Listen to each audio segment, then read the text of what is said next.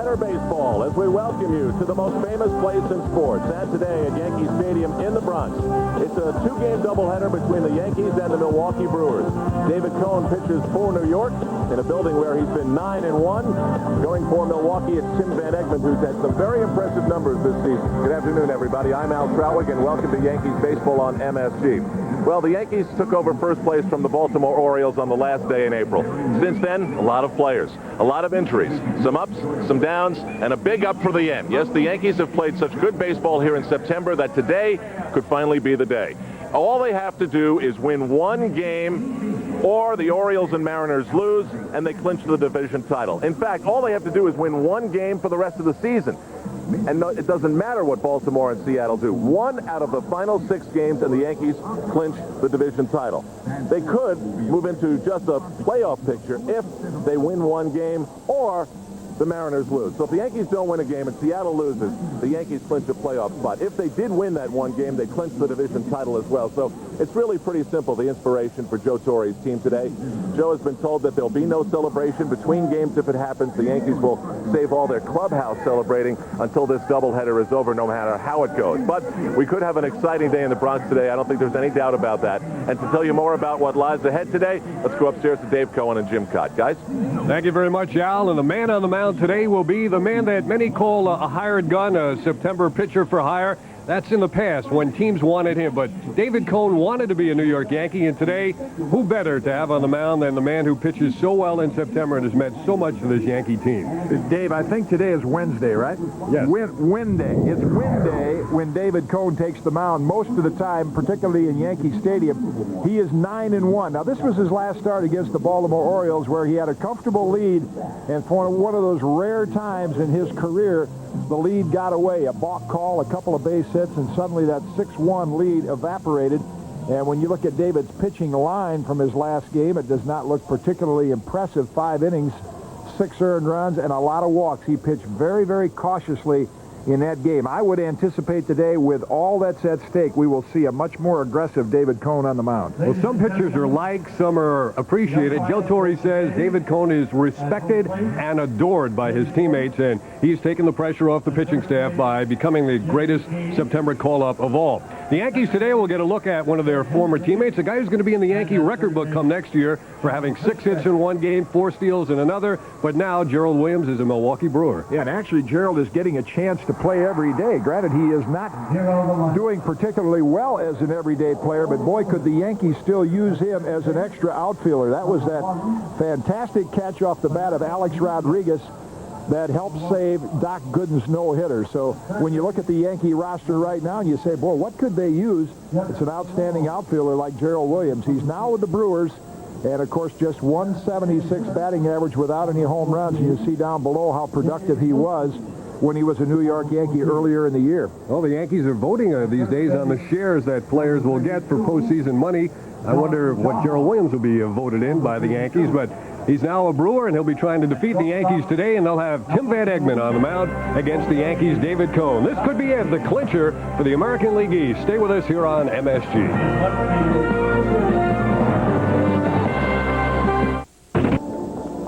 Welcome back to Yankee Stadium for the first inning, the first game of a doubleheader that could see the Yankees win the American League Eastern Division title outright with a win. Now let's check the starting lineups and batting orders brought to you by Heineken. David Cone will be on the mound for the Yankees. He'll face Fernando Vina, then Jeff Cirillo and Dave Nilsson. The cleanup man is John Jaha. Jose Valentin, the shortstop, Mark Newfield in left field. Jeremy Burnitz in right, Gerald Williams in center, and Jesse Levis behind the plate.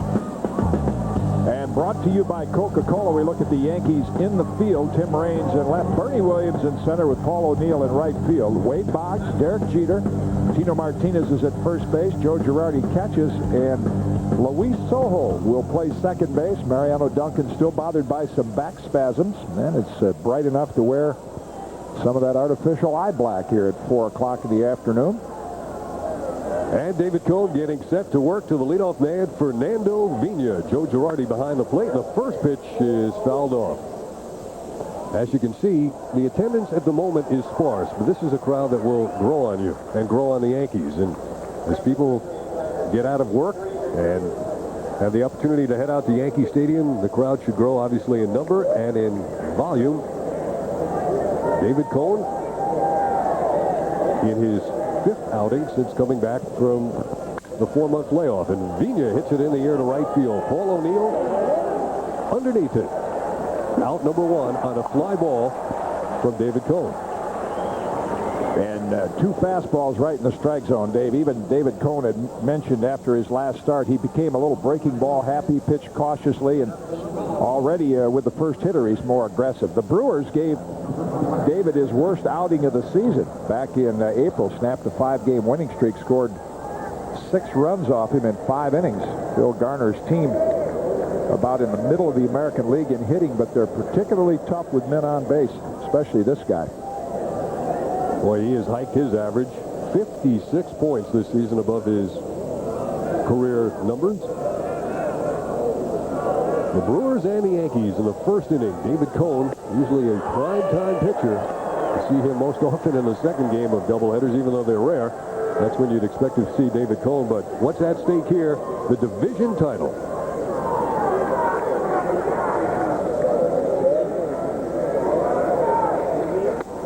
Cohn with a little hop in his step on the mound. You mentioned the crowd, and I think, Dave, what the Yankees would like a win any way they can get it, but the perfect scenario would be as this crowd begins to arrive about 7 o'clock, and if they have the lead or go on and win, what a reception they're going to get from the crowd here at Yankee Stadium. For the first time in 16 years, they can celebrate a division title. And let's welcome all the people who are looking in now in their offices around the greater metropolitan area. The crowd that is here gets behind David Cohn with a 1-2 count.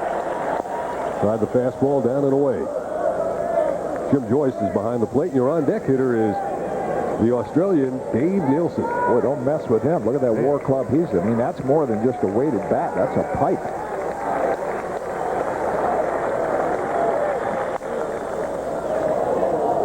Now remains a 2-2 to Cirillo. It's a little early to tell. There's Tim Van Egmond, David Cohn's mound appointment. It's a little too early to tell, but in looking at David in his 5th start, came out with a 7 innings and no-hit ball. Then he slid back a little bit, which is normal. Sharp slider, and Girardi blocks it as the count goes full. And the key word you mentioned there was sharp. You would think now, in his 5th start, there's that little hop or hesitation you referred to where David Cohn gathers himself and then drives toward the hitter. You would think now on the 5th start, which would be almost like the end of spring training, he would kind of be on an uptick. You would look for him to have good stuff today. Fastball, and that was a beauty as he painted the outside corner to get Cirillo looking. Significant that he came with a fastball here in the first inning. And in a perfect spot. We mentioned the other night that Roger Clemens is a power pitcher, not a power thrower, and David Cohn falls into that same category. He has the stuff of a power pitcher and also excellent control. Now here's Dave Nielsen. And Cohn pumps the fastball over, getting ahead of the hitters. Strike 1. And you know, if he gets this guy out, he's on top of his game, because against right-hand pitching, here's the American League's leading hitter. 1-1. Cohn mixing it up with Joe Girardi catching him today. Wow, look at that average. Against right-handers, 362, best in baseball. Many more fastballs than we saw in his last outing. Yeah, the anticipation, it's still relaxed as it has been all year, but there's a lot of anticipation in that dugout today. Here's the splitter going down and away from the lefty. What an effective pitch that is when Cohn uses it. He's used it very efficiently. Perfect spot. Out ahead and missing that splitter. The count now 2-2. Here's the crowd again. Roped down the right field line, but foul. Mention the anticipation, Dave, because there's no other sport that makes you play as many games or as long a period of time to finally say we're the champions. I mean, it's about an 8-month season when you go back to spring training and all of the games. You have to play over 200 games, including postseason play. Quite a buildup, and these guys have been waiting for it for a long time. Caught by Martinez on the fly. He held up the glove. Yes, the umpire said you did catch it. And David Cohn has worked a 1-2-3 first inning here in Game 1 at Yankee Stadium. Shaking his head a little bit about that pitch lined by Nilsson, but he's a quality hitter, and Tino made the play. Middle of the first, the Brewers nothing. The Yankees coming to bat.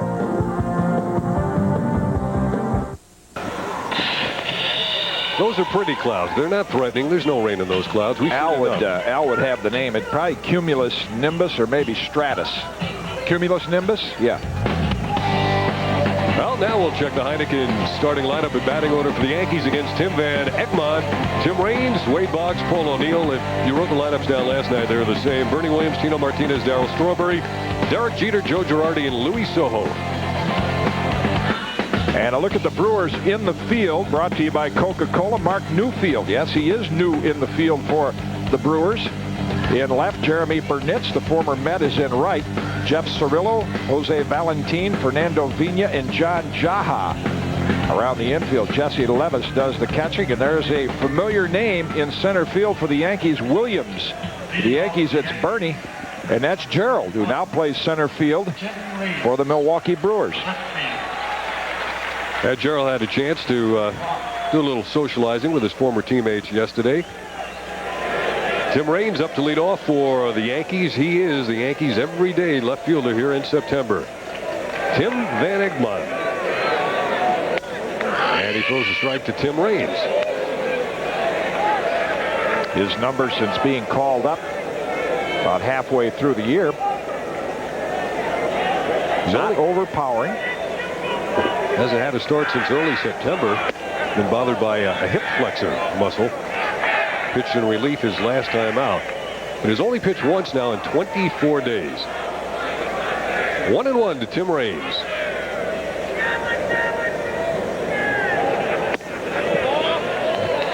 Well, last night, Mo Vaughn did something that Tim Raines had done earlier in his career. Hit 3 home runs at Fenway Park. All off the left-hander. Yeah, off of David Wells. A quality left-hander. Tim got all 3 of his off Danny Darwin. Nice location with that pitch, right under the hands, but over the corner. And Tim Raines, in talking about his hitting the other day, and you see he's hit very well lately, said that is the pitch that is still the toughest for me. He said, I've been in such a habit of diving into the ball for so many years that pitch on the inside corner, I still give up on. He and a lot of other lefties. Now Van Egmond now runs the count full to Tim Raines. For a while, Joe Torre was experimenting with Boggs leading off and Raines following him. But since Tim has been swinging the bat so well and running well, he is back in the leadoff spot. Well, and it's a perfect situation with Raines on top and Boggs second, because Wade can take a couple of pitches. You know what a good 2-strike hitter he is. He can take a couple of pitches and allow Raines to steal second base. And then even if he doesn't get a hit, chances are he's going to advance Raines to third base. Another full count pitch. And Raines keeps it full. And as the Yankees anticipate postseason play, those are the little things that are going to make a difference, because in postseason play, you're going to see the best pitching. And it's no guarantee they'll be low scoring, but the chances are you'll get wrapped up in some low scoring games. And those little things that the Yankees did early in the year should pay off in postseason play. Inside to Tim Raines, and the leadoff man reaches base. So now we'll see what effect he has on the pitcher, Tim Van Egmond, who has had trouble with runners stealing on him. 12, Wade Boggs. Now Wade Boggs up in the number 2 spot as the Yankees look to move out in front early in the game that could clinch the American League East title.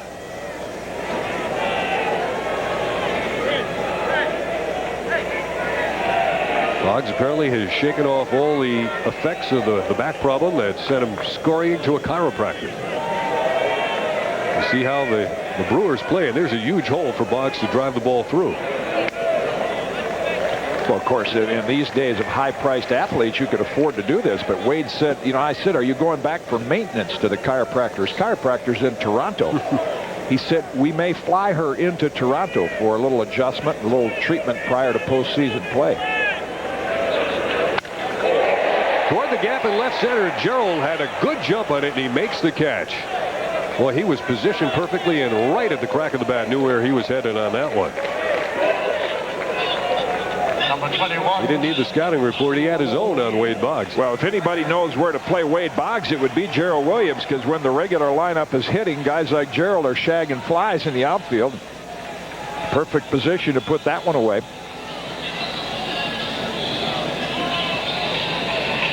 One up, one on, and now one down. Boggs hit it right on the button, but has nothing but the out. Here's Paul O'Neill. Has his average back over 300. 5 hits in his last 10 trips. Right on that fastball and fouled it back. Paul O'Neill with a shot at a 20 home run season. He'd have to really get hot to hit 100 RBIs. There's Raines, who has been caught stealing just once this year. 10 times he's been successful. Will the Yankees run? Not on this pitch as O'Neill fouls it off.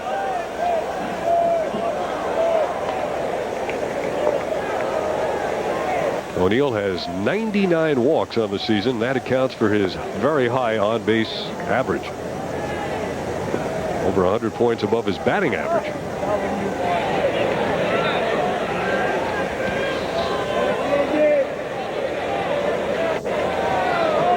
Been working at a slow pace here in the bottom of the first. 0-2 to O'Neill. Jim McKean, the first base umpire, the man who called the game last night, rather quickly, didn't keep everybody here, and it turned out to be a great move because it really rained after the game was postponed. Well, the decision that the Joe Brinkman crew made last week is having an influence all around baseball. I had a chance to talk with Tony La Russa today and congratulate him on the Cardinals winning the Central Division. He said that very situation came up last week, and the crew chief in the National League said, we don't want to have happen here what happened in New York last week and have the game start and burn your starting pitchers. Wow. Ooh. That was Jim Lehretz who got scattered there. That's his favorite spot. That's his lucky seat in the top step of the dugout, but it was almost an unlucky one as O'Neill ripped that, ripped that foul ball right by him. He is, I think, about 24 hours away from being a father for the second time. Right. Wife Carrie, I guess we'll check into the hospital tomorrow. Jim is hoping the Yankees take care of business today, early in game 1. Runner go. No, he faked the start, and now he hustles back. Raines had me faked out. And there's the start. There's whether he just did that, to see if he could draw a throw from the catcher, or whether those base running instincts sit after about 2 steps. No, I didn't get a good enough jump, and he held up. Keeping him close with a 2-2 count, 1 out here in the first inning. Tim Von Egmond, 26-year-old from Georgia, just south of the Atlanta area, actually 27. There's Raines, who at 37 is very youthful here in September. And all of this helps an experienced base runner like Tim Raines. When they are seeing a pitcher that they've not seen a lot of, and Tim hasn't seen much of Van Egmond, the more times they can see that move and that motion, better off they are as far as stealing. O'Neill continues to be out ahead of Van Egmond, pulling balls down the right side. Tim Van Egmond won a few games for the Red Sox 2 years ago, and then the Brewers acquired him, and he was pretty impressive in AAA earlier this year. 5-1 at New Orleans with an earned run average of 1.5.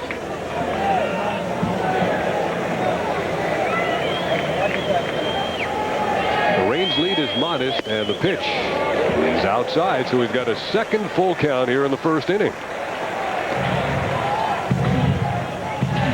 Tim Van Egmond making his first Yankee Stadium pitching appearance. He told me he was an Atlanta Braves fan when it wasn't very popular.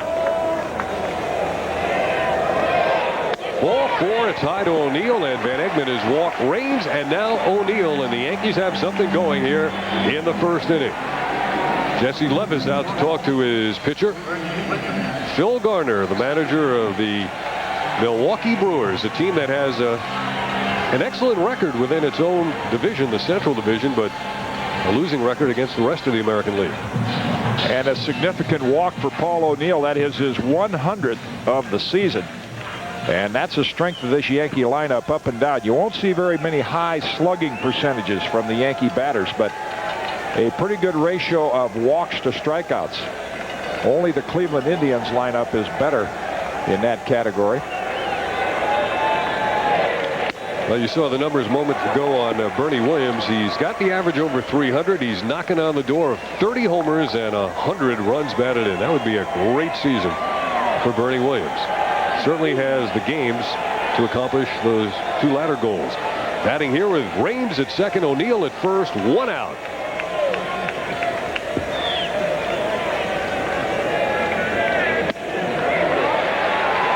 Van Egmond really having trouble finding the strike zone, and that's going to bring Don Rowe, the pitching coach, out. Yeah, when you're not overpowering and you're hesitant to trust your stuff against a deep lineup like the Yankees have, and then you factor in what you mentioned early on, he's not been to the mound in quite some time. It shows in his control, because he's normally a good control pitcher. Phil Garner's team better on the road than at home. 2 games over 500 on the road. Now, Troutwig mentioned in the open of our telecast, the Brewers have defeated the Yankees 6 out of 10 times. They play them tough.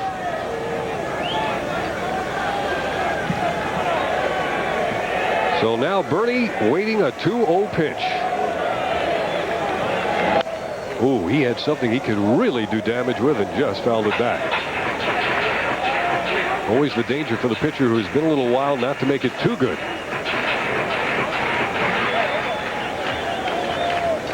Bernie has shown much better power from the left side in recent weeks. He has hit some tremendous home runs. Tino Martinez waiting next.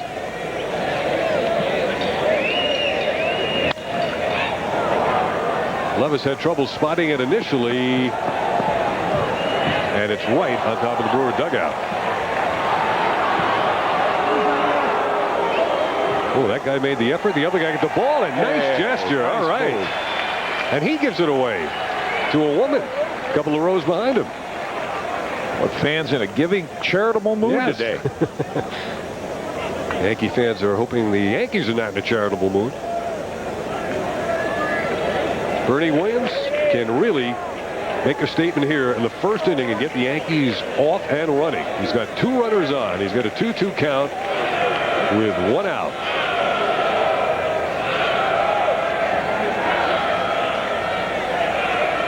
Time granted by the home plate up, Jim Joyce. Raines walked. He's at second. O'Neill walked. He's at first.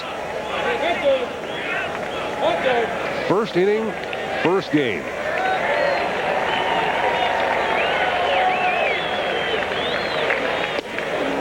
Guess what, folks? We have our 3rd full count of the first inning. Tim Van Egmond. The name is Dutch, and there have been some great Dutch pitchers in baseball. Rickelbert, Blyleven.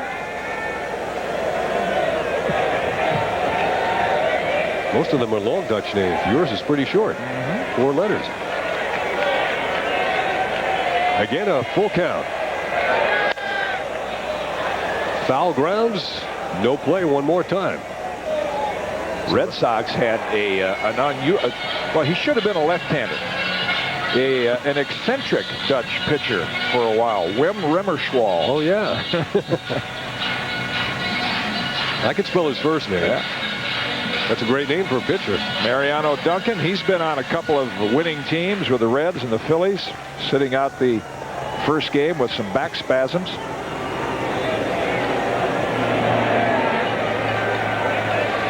Bernie Williams again waiting the payoff pitch. Can he pay off for the Yankees? He hits it well to right center field. His old buddy Gerald is there, and he will make the catch.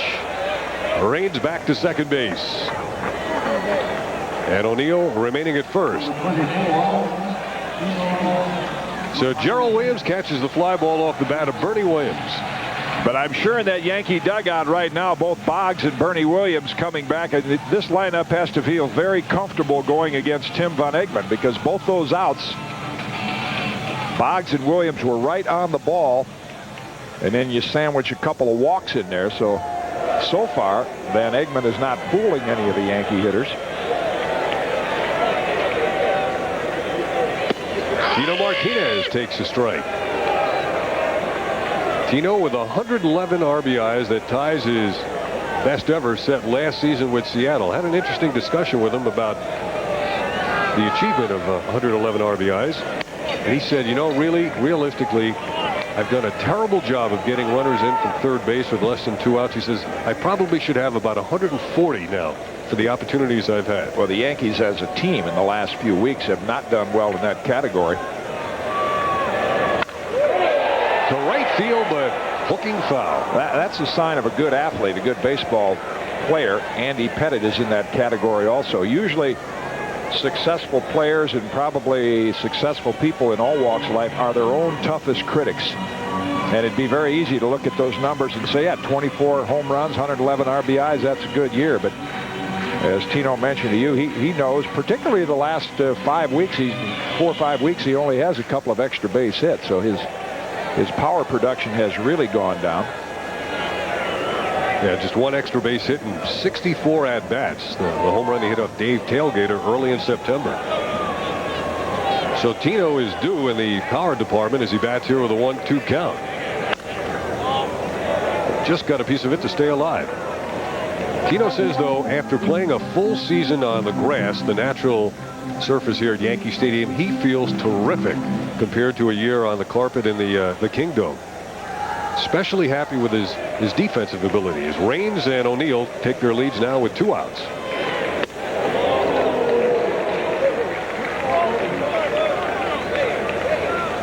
And Darryl Strawberry, the DH, is waiting next. 2-2, 2 out and 2 on. And for the 4th time here in the first inning, a full count. He did. Boy, that's a classic example of not wanting the hitter to hit the ball. And if the Yankees don't score in this inning, the guy that's really going to be disappointed is David Cone. He's had to sit in that dugout for about 20 minutes. Tino lifts it high in the air to deep right field. On the track, no chance, home run. 3-run homer for Tino Martinez. And he breaks his lifetime RBI total with 3 on that swing. And the Yankees jump out to a 3-0 first inning lead in a game that could clinch the American League East.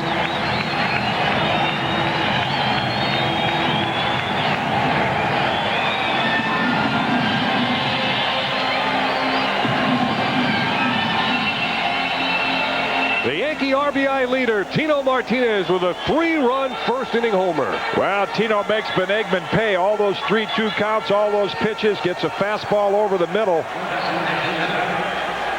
and breaks that extra base drought with a big 3-run shot here in the first inning. That put the smile back on his face.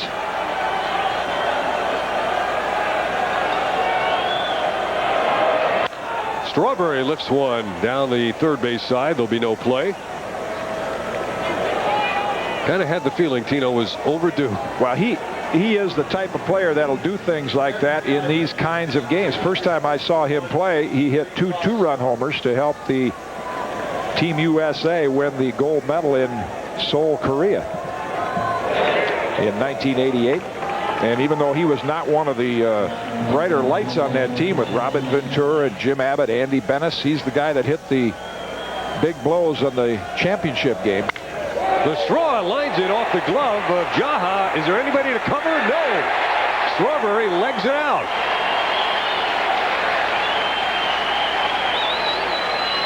Darryl Strawberry will get an infield hit, I think. Every ball the Yankees have hit has been right on the sweet spot. That had a lot of sinking action, and Jaha just mistimed his jump just a touch. And Van Egmond late in covering the bag, and another base hit for Darryl. Going back to the game he played 2 nights ago. Yeah, 4 hits now in his last 2 games. And here is the Yankees' leading hitter now, Derek Jeter. Well, this is just what the Yankees wanted, a game where they could jump out and get the lead and hopefully pull away in the clincher. Jeter hits it in the air to right center field. Gerald running, and collision. Strawberry is rounding third. He's being waved home. Jeter goes into second base, and the Yankees get another run.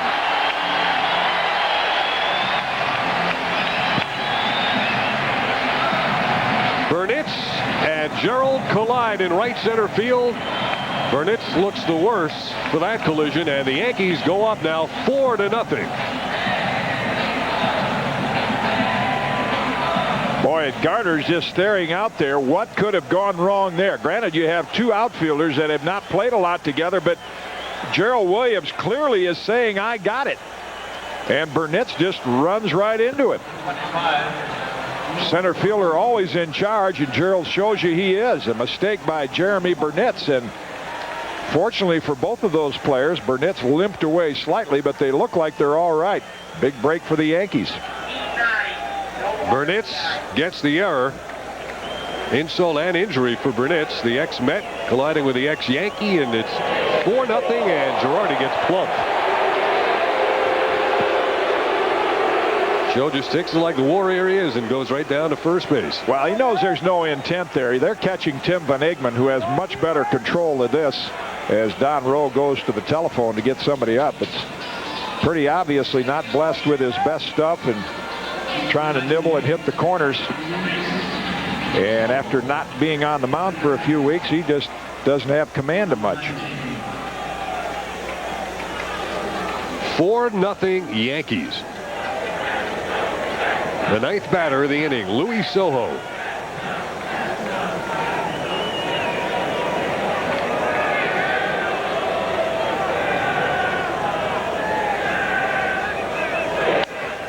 Louis, who uses the entire ballpark, he hits foul in the foul line. Picking on one of our guys down there. We've got action already in the Milwaukee bullpen. Angel Miranda. Does he go by Angel or Angel? I'm not sure, but I think he goes by Angel. A little bit high in that slider. A ball and a strike to Luis Sojo. The Yankees have scored 4 runs in the first inning. A 3-run home run and a costly error in right field. Martinez hit the home run. To second base, Vigna with it. And the Yankees finally are retired. But not before. Tim Van Egmond surrendered 4 runs. And here is the big blow. The home run by Tino Martinez. A towering 3-run shot to right. And the Yankees lead it 4-0 after 1. Hi, I'm Jack McKee. New York Yankee baseball is being brought to you by Nobody Beats the Wiz Home Entertainment Centers.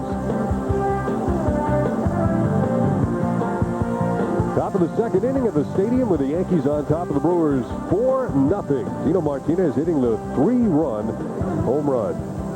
And here is Jeremy Burnitz, who made that costly error in right field, colliding with Gerald Williams. Could he possibly be saying, I didn't hear you? Trainer John Adams checking out to see if Burnitz's leg is okay. I can't believe he couldn't hear him. As Al was pointing out, between innings, there's not many people in the stands, and Gerald was hollering as loud as he could. John Jaha takes a strike from David Cone. It's the ball and a strike. Cone worked a 1-2-3 first inning. And yes, after being on the bench for about 20 minutes, he did get 4 runs to work with. And he is looking sharp. little more life in the body, a little more life in the arm.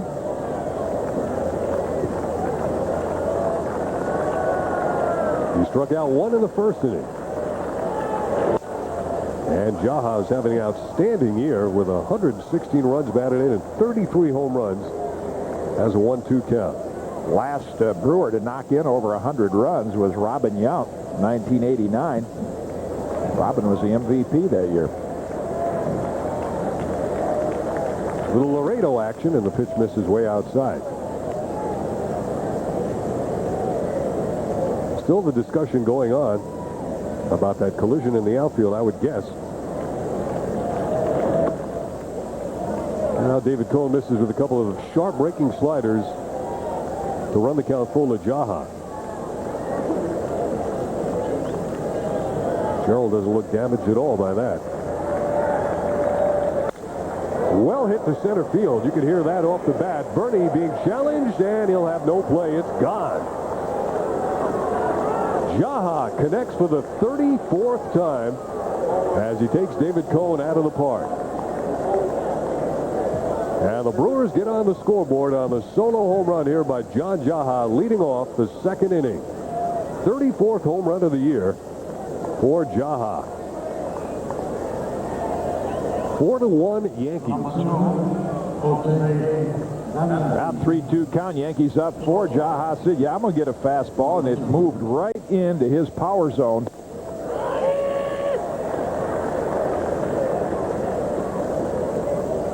Only the third home run that David Cone has given up this season, but that was launched. Here's a guy who has really surprised people by more than doubling his previous home run total, John Valentin, or Jose Valentin.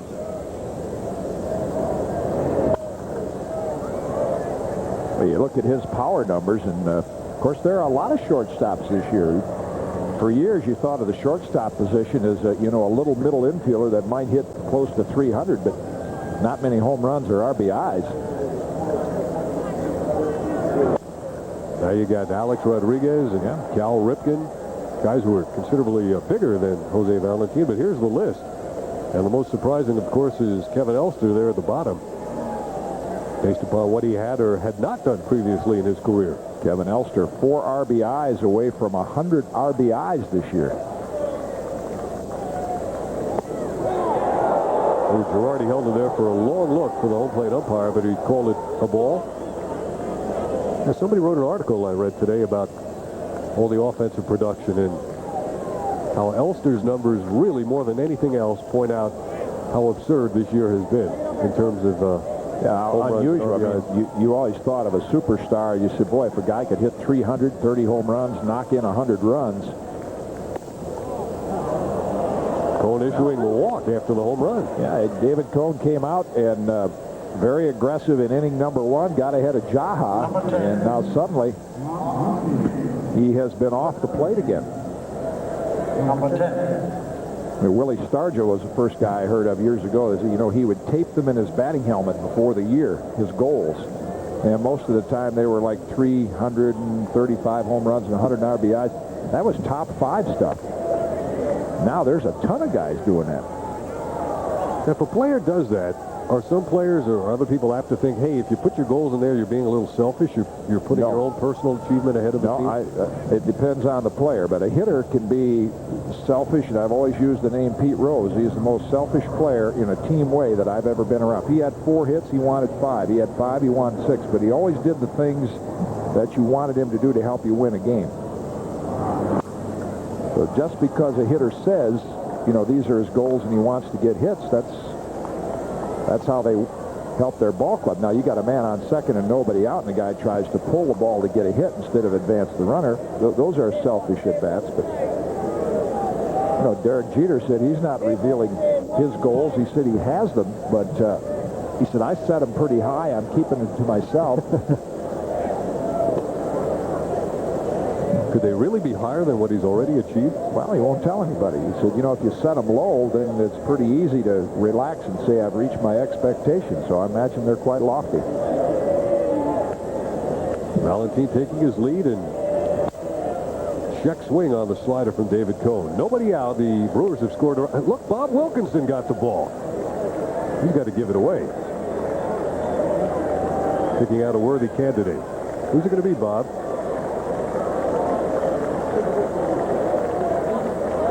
Oh, very nice gesture. Senior Citizen Day. Well, the crowd appreciated that, and they get behind David Cohn, and the ball is driven to deep right. O'Neill did a 360, has it lined up, makes the catch. And the runner tagging Valentin moves to second base. So the long fly ball out by Newfield, and a pretty good job by Valentin. Nice alert play by Valentin. Of course, if Paul had not been able to catch that ball, he wouldn't have advanced to third base. But he's gambling that O'Neill will catch it, and with his speed, he can advance into scoring position. I don't know if I've ever seen O'Neill do a 360 like that, get back and make the catch. So there's one out, and Jeremy Burnett's the hitter now. He'll be up trying to make up for the mistake he made in the outfield that cost the Brewers a run, colliding with Gerald Williams on a catchable ball. He got an error on that play.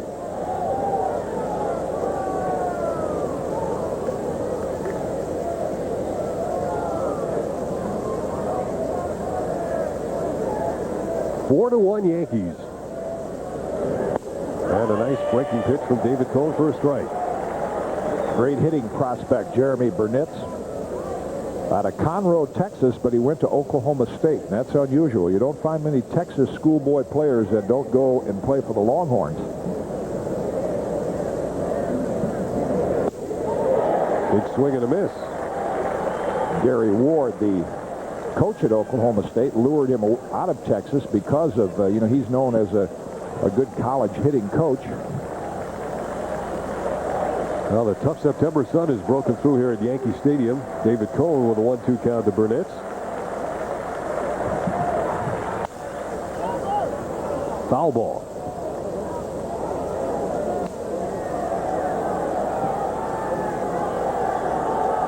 Big left-handed batter, Jeremy Burnett, the one-time Met. Drafted by the Brewers out of high school. He opted not to sign, went to college, then the Mets drafted him, and subsequently traded to the Indians. Known as a good hitter, not a particularly good outfielder. There's the skies clouding up again. Is that what it feels like for the center fielder when he has to look up? Jammed him. Girardi hoping to have a chance. It'll be into the lower field boxes. Joe smiling as he ran by Gerald Williams in the on-deck circle. You could sense the anticipation more than any other day in the clubhouse today. At least I could. Everyone aware what they can achieve in today's game. Talking with Joe Torre, he still has not addressed, postseason pitching rotation or postseason roster publicly. He wants to wrap this thing up first.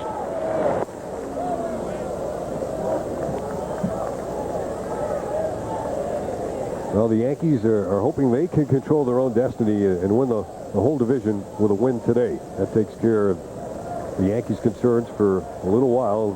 There's Nelson and Mendoza and Bonis and Rivera. Swing and a miss. I think it was the splitter that finally got Jeremy Burnett. David Cohn picks up his second strikeout and second out of the inning. Usually what David does with men in scoring position. The first inning, primarily fastballs, but now with men in scoring position, and you see the down and away drop right there, and the drop off in miles per hour tells you it was not a fastball. It was that splitter. Very, very tough pitch for left-handed batters to handle. And now here's Gerald Williams.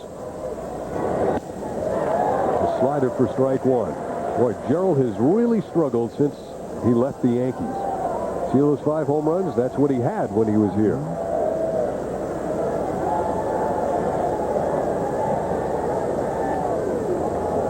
He's had 155 at-bats with the Brewers. To make it 74 at-bats and no homers and just 4 runs driven in. Sometimes it's nice to go somewhere and say, I'm going to get a chance to play every day, but also if you realize what your role is, where you fit in, your strengths as a major league player, sometimes it's good just to stay there and be an extra outfielder. Runner steals third on that pitch.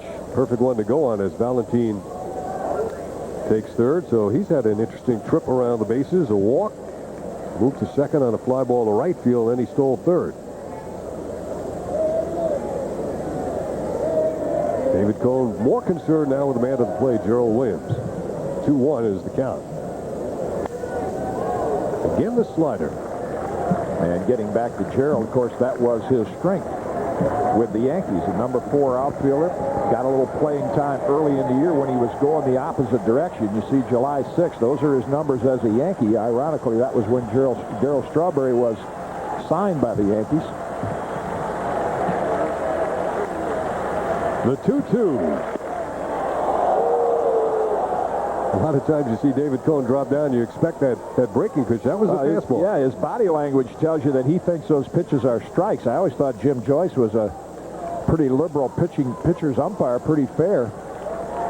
He thought that one was a little low.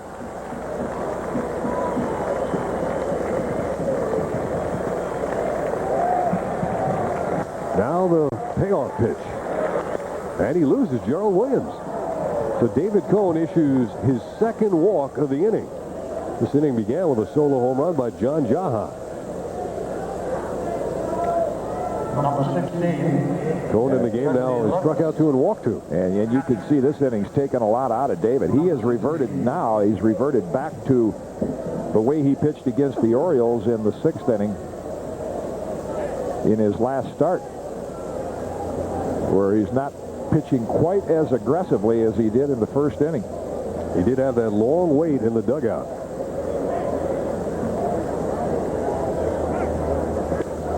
And Williams, the Yankees know he can run. He's been involved in a lot of double steals earlier in this year with the Yankees. The Yankees are leading Milwaukee 4-1 here in the top of the 2nd.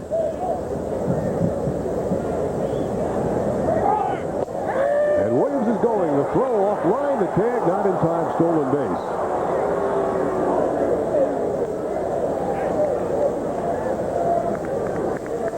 No surprise, Phil Garner brought that type of baseball with him when he took over the Brewers.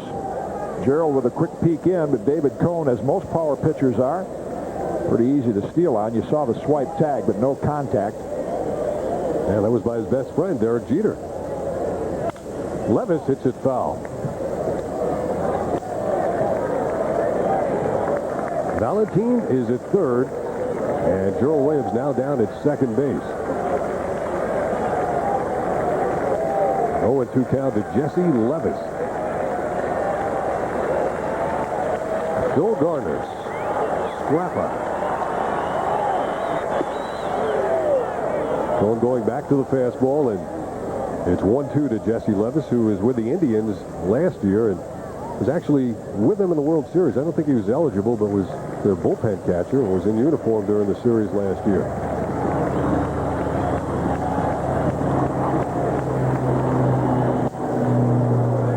David's thrown a lot of pitches here in the 2nd inning. Yeah, he's become a very, very cautious defensive pitcher here in inning number 2.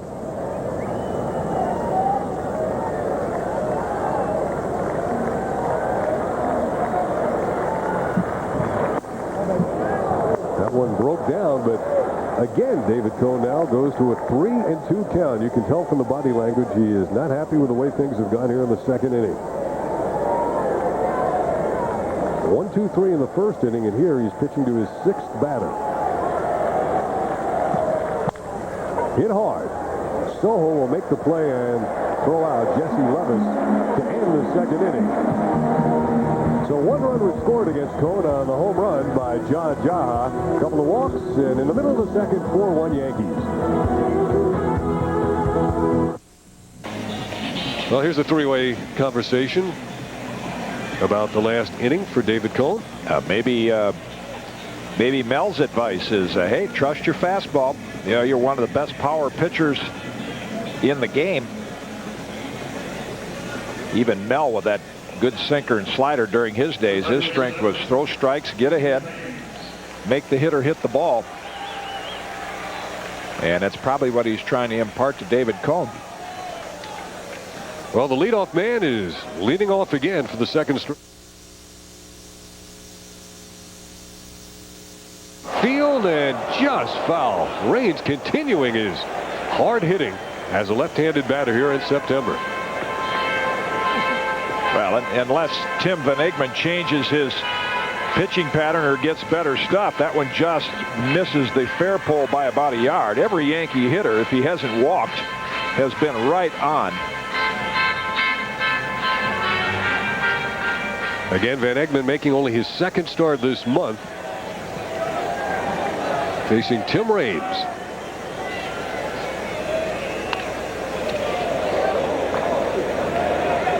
Tim right on that pitch as well. He's down in the count now, 0-2.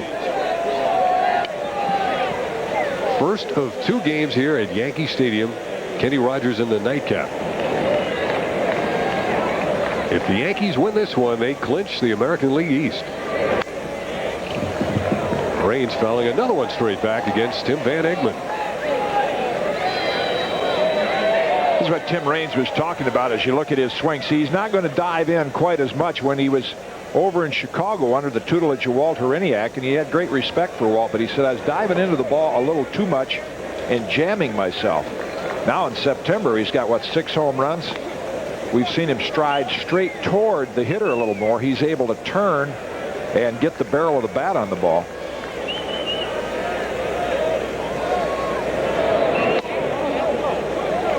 Well, Van Egmond evens the count now at 2-2. He went to a 3-2 count 4 times in the first inning. Here's the new hitting coach for Tim Raines, Chris Chambliss.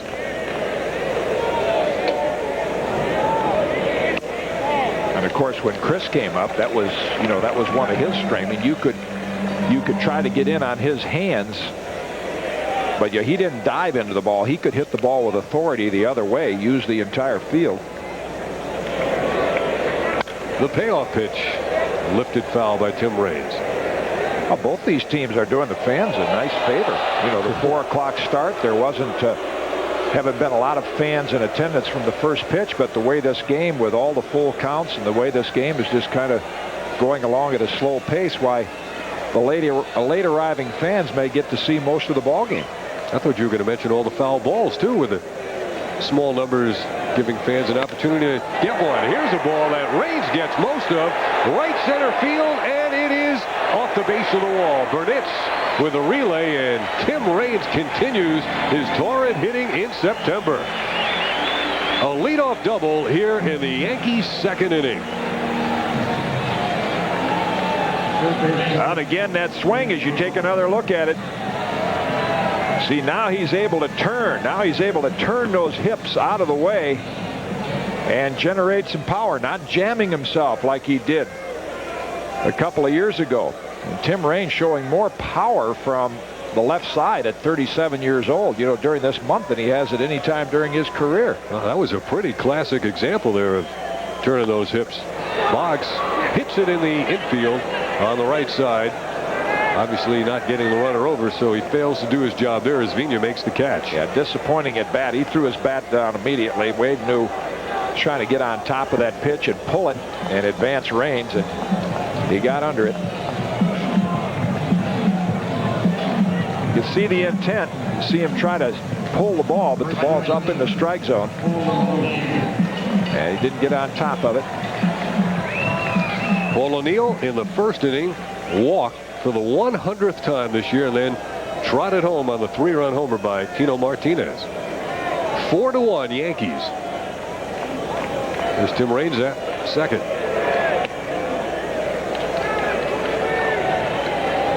Tim Van Egmond throwing lots of pitches here in his first 2 innings of work.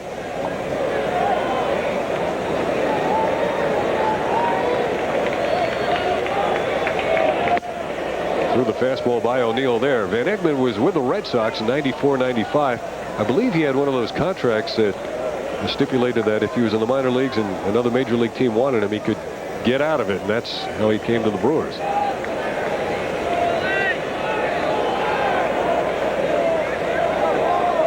Raines double. That's how he got to second. O'Neill lays off the high fastballs.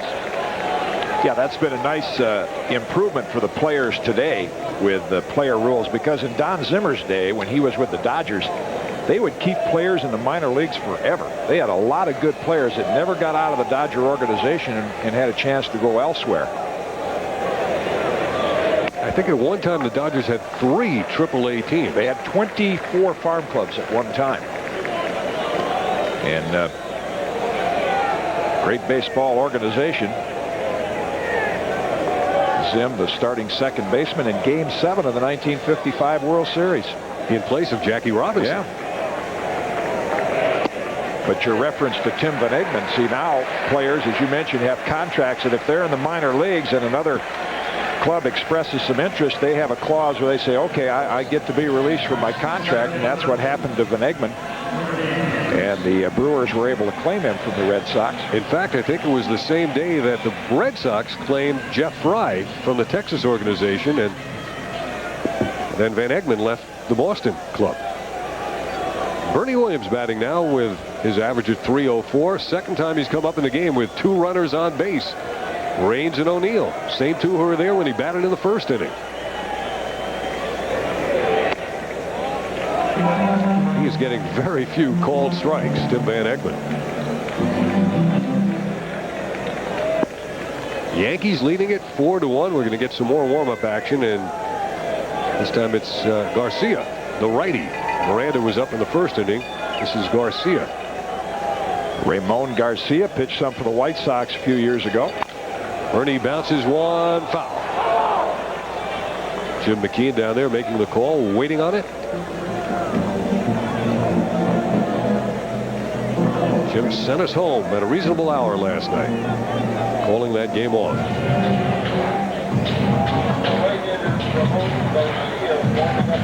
Well, Tim Van Egmond has not been sharp, and he has been hit hard.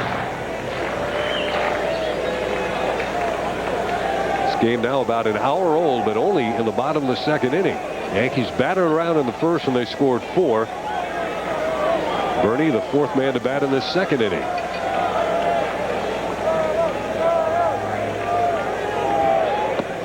Dropped that one in for a strike. Might be his best looking pitch so far. Nice overhand curveball. And knee high right on the corner. Hasn't thrown many of those. It seems like he's gone more sinkers and changeups. That's a fair ball. Bernie cracks it into the right field corner. Raines will score run number 5. O'Neill on his way to third base. The Yankees up the lead to 5-1 on RBI number 99 for Bernie Williams.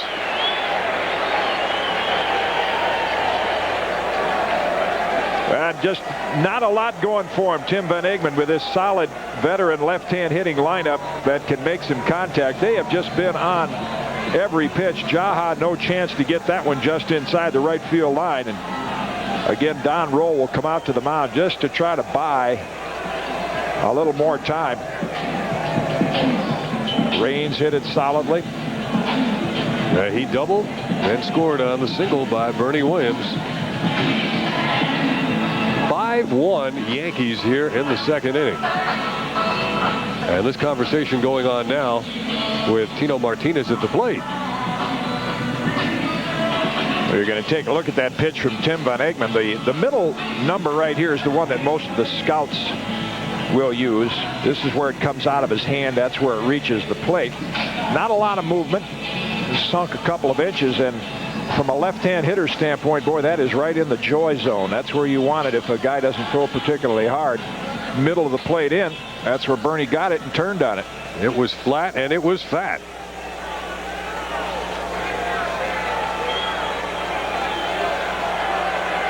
And you saw Jim McKeon signal, fair ball. Runner goes, the throw, not in time. Bernie steals second base.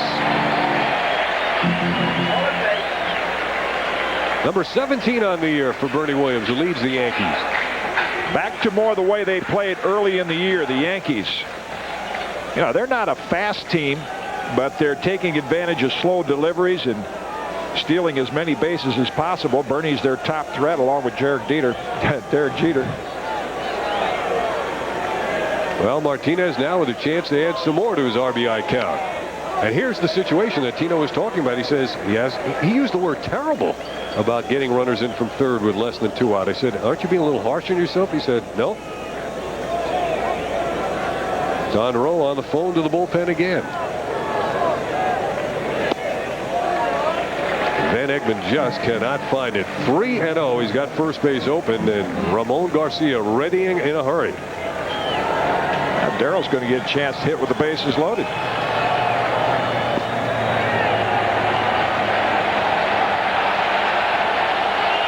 That's what he was talking about, Dave, as far as Tino saying he was terrible. And the Yankees in the last 13 games have not been productive. Their season average, a little over 60%, is right up near the top in the American League. Getting runners in from third with less than 2 out. That's the situation that exists right now. Darrell ripped a line drive off the glove of the leaping John Jaha in the first inning. And before he gets a look at a pitch from Van Egmond, Phil Garner is making the move. Yeah, Tim Van Egmond is a much better pitcher than what we saw today. A lot of success in AAA, but been off the mound for a few weeks. He did not have a lot going for him today in stuff or control, and the Yankees took advantage of that. So Van Egmond is exiting. Ramon Garcia is on his way in, and he'll be coming into a tough situation to face Strawberry with the bases loaded. So here at Yankee Stadium, the Yankees leading already 5-1. We'll return in a moment.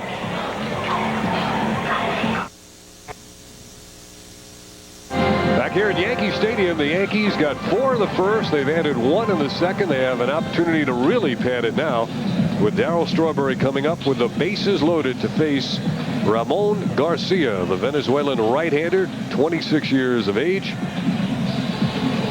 Second team in the major leagues. He was with the White Sox briefly back in the '91 season, appearing in 16 games. And here he gets the call from the Milwaukee Brewers in the second inning with a tough assignment to face Darryl Strawberry, the bases loaded. The Brewers have had a lot of problems in their bullpen. Only the Tigers have a higher earned run average, so they have run a lot of pitchers through there. Chris Carpenter early in the year was designated for assignment. Garcia added to the roster in his spot. Big moment for Darryl right now. Darryl has come up 4 times this year with the bases loaded. Twice he's drawn walks. He singled first time up. 5-1 Yankees. Ball 1 from Ramon Garcia.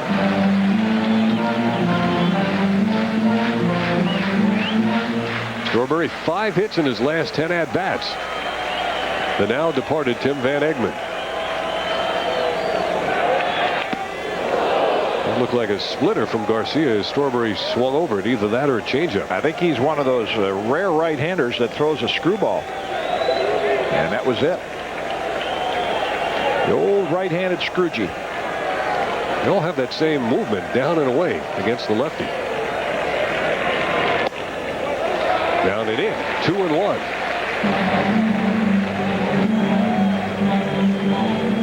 Here's the target for Darryl Strawberry. That's a long way. Last row of the bleachers.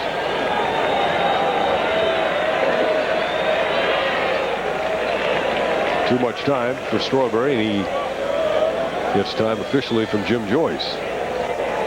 Jesse Levis flashing out the signals.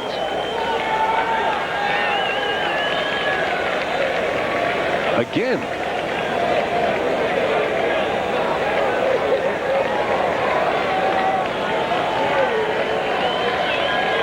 Yankees have the bases loaded. This will be a 2-1 count. And man, what is going on here? Either Garcia doesn't want to throw the ball or he can't read the sign from Levis. Man on second. Jesse saying, look, we're using the second sign now. You can't hold the ball in this game. You got to put it in play. Well, the sign's in English or Spanish?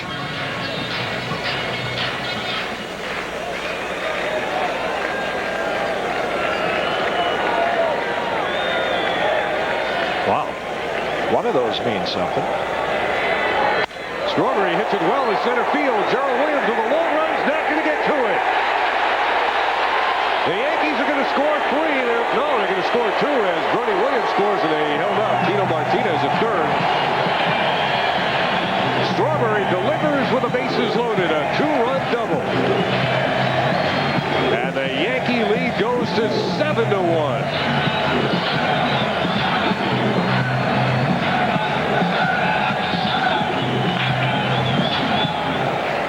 Darrell had a little time off because of the sore Achilles, the bad wheels, but now the bat speed picking up a little bit, and it looks like he got a flat slider or an average fastball, whichever one of these was, from signal from Jesse Levis,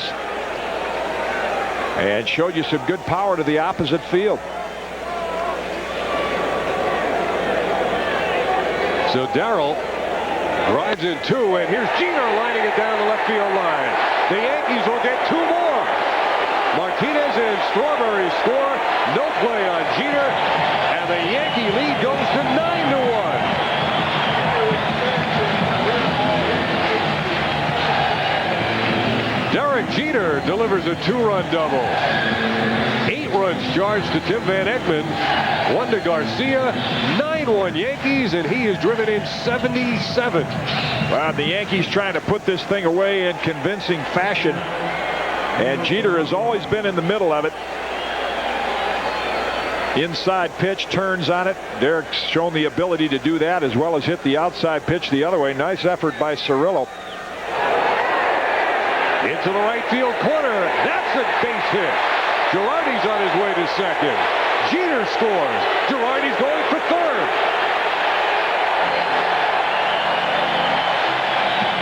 It is now 10-1. The hits are coming fast and furiously. The Yankees, after 4 in the first and 6 in the second. And again, a team that has come out committed to do what they need to do today, not worry about scoreboard watching, but take matters upon themselves, and boy, are they doing it. I have a feeling, even though the celebration is not going to take place between games, Nick Priori might be back there chilling down something to celebrate with when this night is over. They might be too tired from running the bases here against the Brewers. Luis Sojo lifts one in the air to right center field. Burnett says, I got it. Guess what? He does, but it's going to be a sacrifice fly, because here comes Joe Girardi on the sacrifice fly by Luis Sojo. It's 11-1 in the second inning.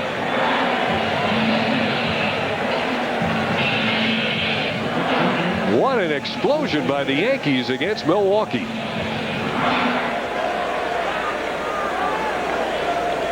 He only gave up the first 8. Sojo gets the RBI. And David Cone, the recipient of all this. Yankees have batted around in the first 2 innings, and Raines fouls one back.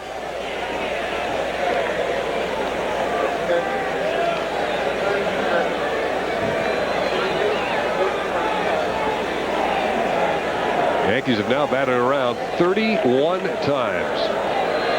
The hands, the fingers of David Cone, they were white early in the year when he had the circulation problem caused by the aneurysm. Now the color's back, the temperature back, and he's hoping he can get out on the mound and give the Yankees some quality innings.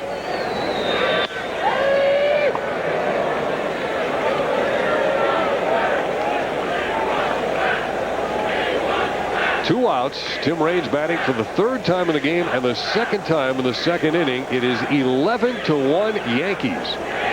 You can take the rest of the game off. Mariano Rivera. Sounds good. Carrying well. It's gone. Tim Raines with a home run.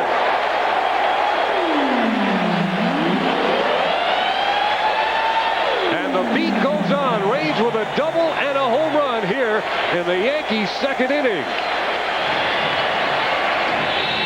His 9th home run of the year. They've all come from the left side. It is 12-1 Yankees.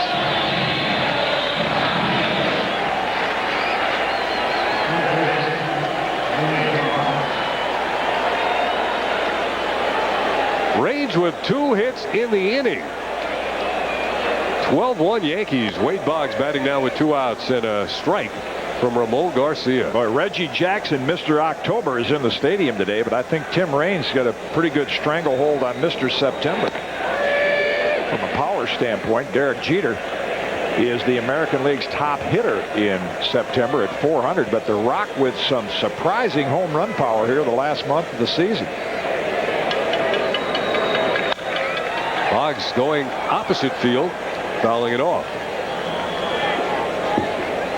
And the comment you made about Mariano Rivera, don't think that isn't a relief to Joe Torre to have his team in a blowout game like this. If he can avoid using Rivera, rest that bullpen up. Not that Rivera has been overused, but another base hit as Boggs singles to right field. I know my scorecard's messed up. I wonder what Al's looks like. And now Joe Torre's already, he's going to make some early replacements. Yep. He's already going to start resting his regulars. He's got to feel pretty safe with a 12-1 lead. I asked Joe before the game, I said, if you wrap this thing up, Boston is still in the wild card race. What's your approach going to be? You're going to play your regulars? He said, no, we've done our job, and I need to get my team ready for postseason play. So with the Boggs suffering from the back spasms, he's going to get some rest, and he'll be able to rest the bullpen. Let's take a look at what happens when you throw the ball in the middle of the zone. Tim Raines started it off with a double, up and away. Then Bernie, he took the inside pitch, pulled it down the right field line. Then Darryl Strawberry, about down the middle, a little outside, that went to left center. And then Jeter takes a pitch off the inside corner, pulls it down the left field line. Girardi takes one up and away, triple down the right field line. And then Raines' home run again off the plate inside. But none of them were really down in that good ideal pitcher zone, knee-high outside corner. And Brewers couldn't get by with those. O'Neill takes a strike. Well, the Yankees have scored 8 times in the second inning. They have hit for the cycle in the second inning. And Cecil said, I haven't even had a chance to swing the bat. Paul O'Neill with a 1-2 count. I was wondering who the Yankees would put on the field in the second game if they won the first. We might find that out here in the first game before very much longer.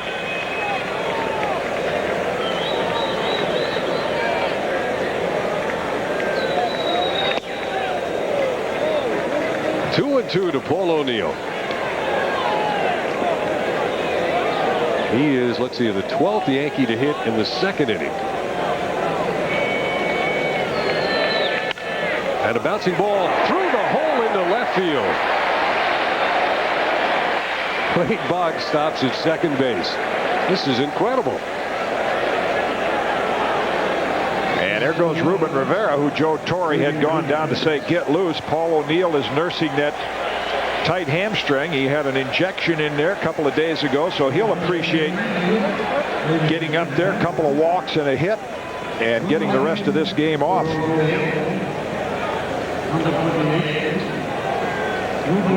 So Ruben Rivera takes over here in the second inning as the pinch runner. I don't think there's any doubt that Ruben Rivera has earned his way to the postseason roster. His defense has been terrific. He runs the bases well. He's had some timely hits. Speaking of hits, here's another one. Bernie Williams into center field. Boggs will score. And the throw comes in to John Jaha. 13-1. 9 runs have scored here in this second inning.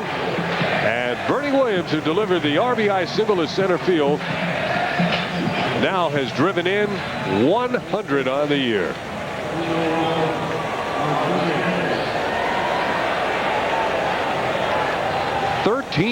Ruben Rivera went head first into third. There's Bernie, who picked up his 100th RBI. And he's going to get that baseball. His career high, already has career highs in the home run department, and he's going to save that baseball from his 100th RBI. Zim will polish it up for him.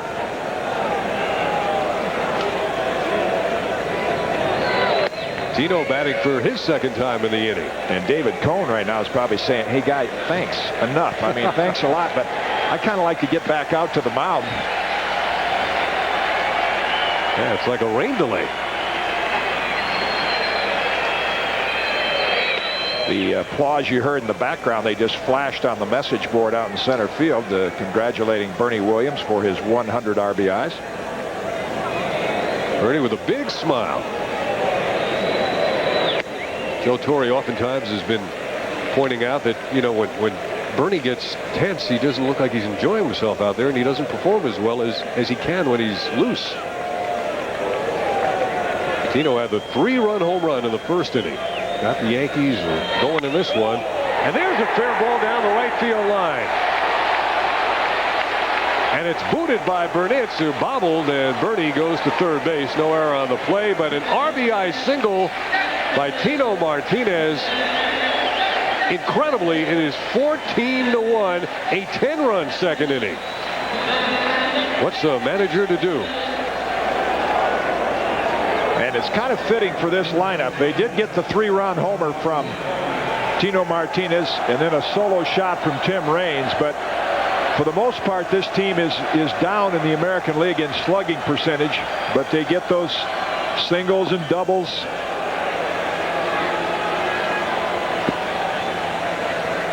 Darrell with one of each. Let's see, Darrell had the big 2-run double. And you saw that shot of the Milwaukee bullpen. It's like Phil Garner is saying, take one for the team, Ramon. We're going to leave you out there for a while. Strawberry missing. Yeah, here, we'll put a 1 up for him. We'll squeeze it in there. Nicely done. A 10-run Yankees second inning. Well, who's going to argue about that one? Yeah, not the time to argue. Call strikes. No.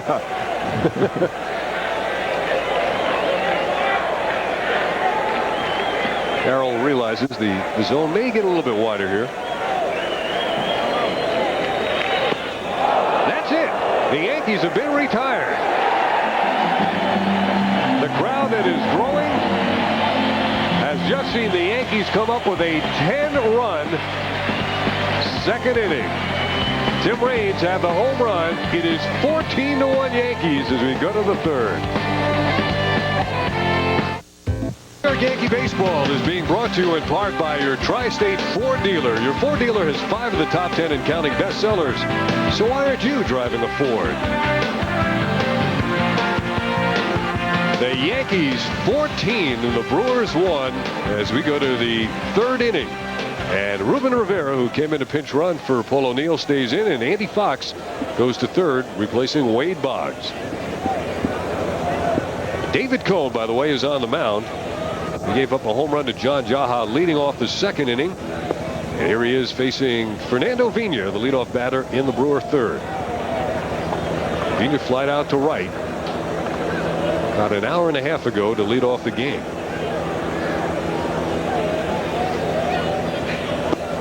Might have to go back and warm up again. I was wondering if he did. Yeah. 2-0 the count to Fernando Vina. Cohn walked 2 batters last inning. The Coneheads are here. This school's out, so chance to get to the stadium and see the clincher.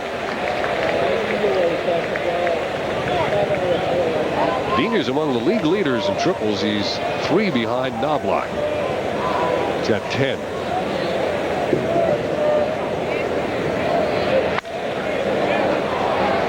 Short right field, Soho backing up and calling. I've got it, and he does. 1 away in the third inning for the Brewers.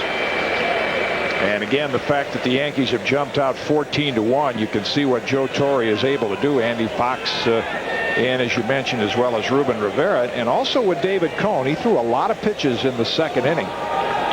If the Yankees could get 5 innings out of him, Joe has not announced his postseason rotation, but you would assume it would be David Cohn in game 1. I would speculate and guess Andy Pettitte in game 2, and then Jimmy Key the first game on the road. Pitch Andy Pettitte at home where he's been successful.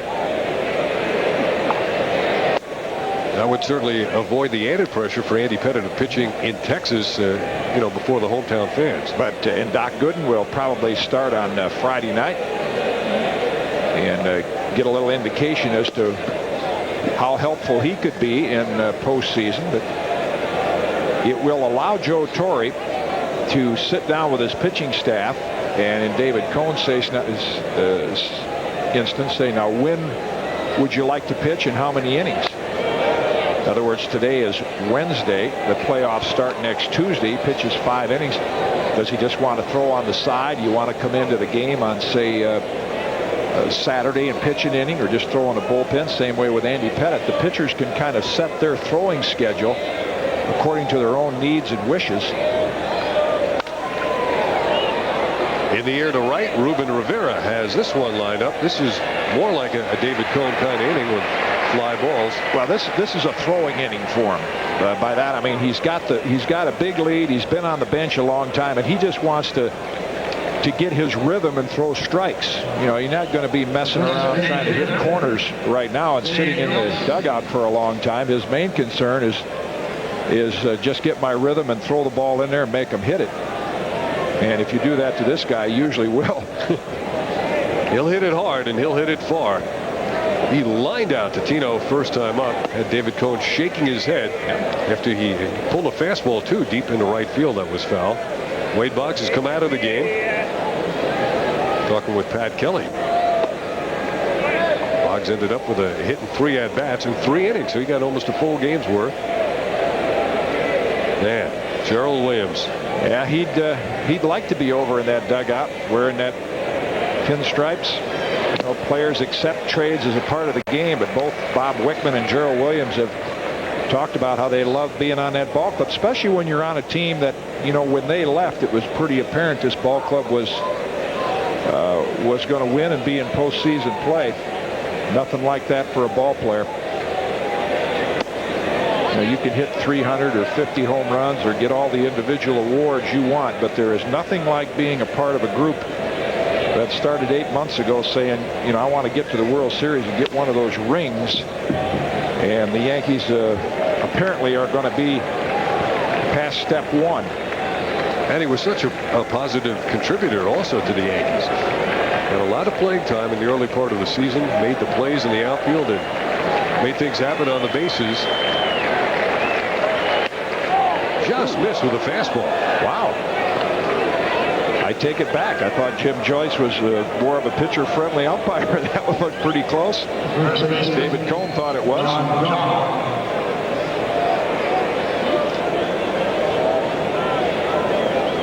Let's see. Girardi's on the outside corner. Camera angle might be a little off. Sure looked like it was right there. And he comes back and gets the strike to John Jaha, the man who hit the home run. At one point, this was a 4-1 game. It's now 14-1. Going back with a slider. Again, going back to Gerald Williams, isn't it ironic that when you look at the Yankees roster and you speculate on what they need in postseason play, they have Ruben Rivera to fill in for Paul O'Neill in right field. But, with Tim Raines, who his outfielding skills deteriorated a couple of years ago, and he's made some fine plays out there. But if you had your druthers in a one-run game, Gerald Williams is probably another guy you'd love to put out in the outfield. And he was very reliable in Yankee Stadium in left field. Darryl Strawberry's played much better in left field than he'd shown in last season.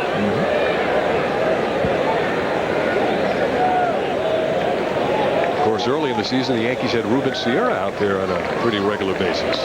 Cohn keeping the ball away from John Jaha instead of challenging him. I can see what's going through David's mind. He's got a 14-1 lead, and you don't want to just become a thrower. You get caught in between and say, I just don't want to lay it in there, and he's trying to pitch. Ooh, right down the middle. He had a picking curveball. He just threw the fastball right at the knees down the middle and got him looking. Here it is again as the Brewers leave a base runner on and the Yankees lead it 14-1.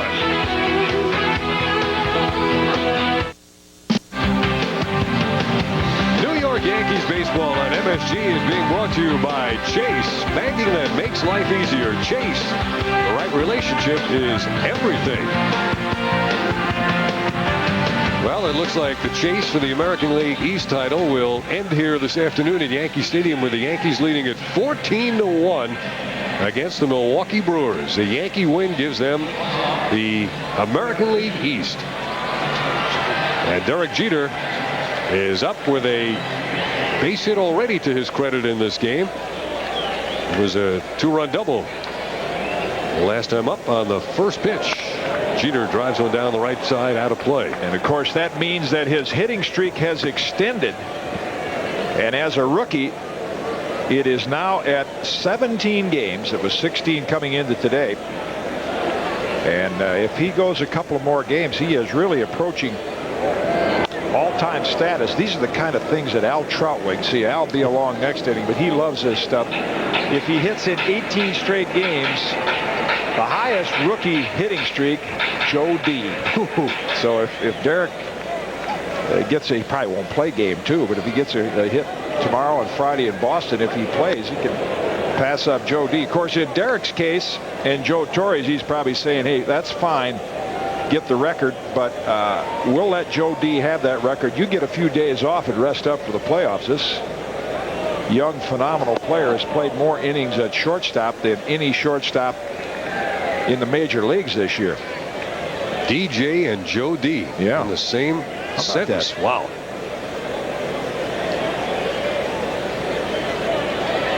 Ramon Garcia outside to Derek Jeter. We've got another full count. Van Egmond seemed like he had a full count with every batter, and he left the game after an inning and a third, charged with 8 runs. Garcia was tattooed by the Yankees after that. In for a called strike 3. So the Brewers, for the first time in the game, get the leadoff batter. Ooh, nice breaking ball by Garcia. Kind of got Derek flinching. You see a little bit of that jelly leg. Pitchers don't try to throw that ball over the inside corner. It goes there by accident. But it does get that hitter to flinch a little bit. Usually those breaking balls on the inside corner, you're rubbing up a new one after that. You know, it's funny when you're a youngster and you learn to throw a curveball the first time. That's where you throw it. You throw it at the guy and then it breaks over. But as you progress in the game of baseball, you realize that's not really the ideal place to put it. Well, when they put a few of them over the left field wall, that teaches you that that's not really the place to throw it. Toward the hole, it gets through for another Yankee hit. Joe Girardi turns first and holds as Newfield retrieves it. And let's see, what's Joe got today? He's got a triple, he's got a single, and he got hit by a pitch. On base 3 times. Steve Hurt at our pregame show yesterday was speculating. We were talking about the playoff roster. Yeah, always a little time to sign autographs. Now, some of the Brewer extra men, Turner Ward. Steve was speculating on would Joe Torre carry 3 catchers in postseason play. I was just thinking right now, in a couple more innings, he'd probably like to pinch run or pinch hit for Joe Girardi, give him the rest of the afternoon off. And we may see Jorge Posada, who could be the logical number 3 catcher for postseason play. A switch hitting catcher. Luis Sojo had a sacrifice fly. He's the only Yankee without a hit in the game. Thank you, Louis. Wow. It's unbelievable. I mean, even they've hit some balls hard, but every other ground ball they hit's right in the hole also. Now, here's a team that has really had the edge over the Yankees, 6-4 coming into this doubleheader. Tim Raines is coming up now, would you believe, for the 4th time in 4 innings. We've got no room left to talk about this at-bat on the screen there. Walk, a double, solo homer, 3 runs scored. And Ramon Garcia taking a couple here for the team. Yankees got 4 in the first, 10 in the second. This is only the third inning. I thought it was the fourth. Third inning already? Man, this baby's flying by. Raines lifts it to left. It's going to be playable. Newfield makes the catch in left field. Girardi back to second. This what can happen to relief pitchers' earned run averages, though. You see, you mentioned Garcia taking one for the team today, and you look at Dale Polly, the left-hander for the Yankees. You know, his overall record doesn't look good, but you have a few outings like this, really inflates that baby. In Polly's case, when you talk about playoff roster, he has done a good job getting left-hand hitters out. There's another area of decision for Joe Torre and his staff.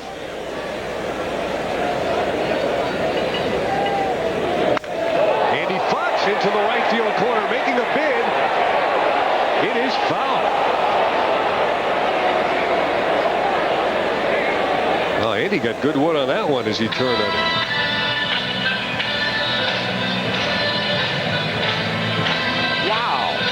Just missed by about 1.5 feet.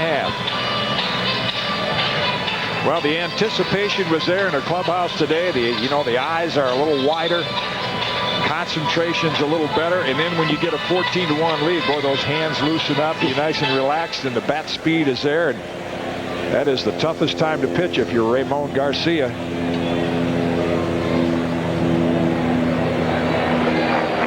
Girardi and Soho, the base runners. Andy Fox takes it low. It's 1-1.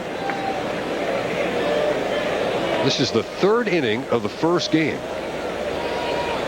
We're almost 2 hours into this one. That shot at Tino, I was thinking of memorable games, sort of those defining games that stand out and say, boy, that was a big win. And Tino got the home run today. Those of you that have followed Yankee baseball all season have to think back, and it was his grand slam homer in that Baltimore game that was one of, there's always about a half a dozen. The Yankees are going to be retired without scoring. And Tino certainly had some big hits, and he got the Yankees on their way today.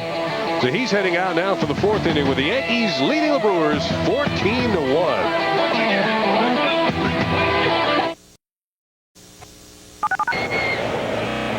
We are back in the Bronx, and the scoreboard is correct. And no Yankee team, no Babe Ruth, no Lou Gehrig, none of these guys out here have ever experienced what this Yankee team experienced when the second inning was done.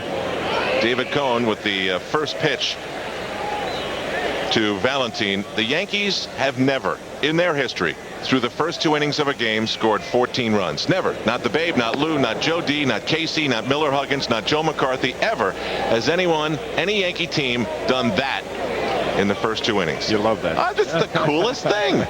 Way cool.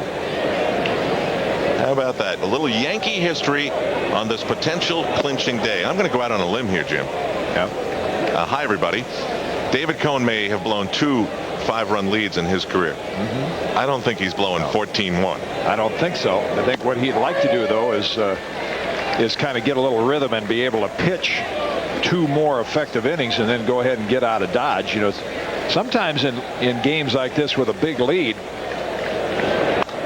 and I've seen he's throwing a few sliders right now, you get caught in, well, all I have to do is just lay it in there. Well, these are big league hitters, so there's that blend of throwing your fastball and trusting that, but then also pitching a little bit also. And yeah, you're right, he's not going to blow this lead, but sometimes these games are not as easy to pitch in as the 2-1 games are.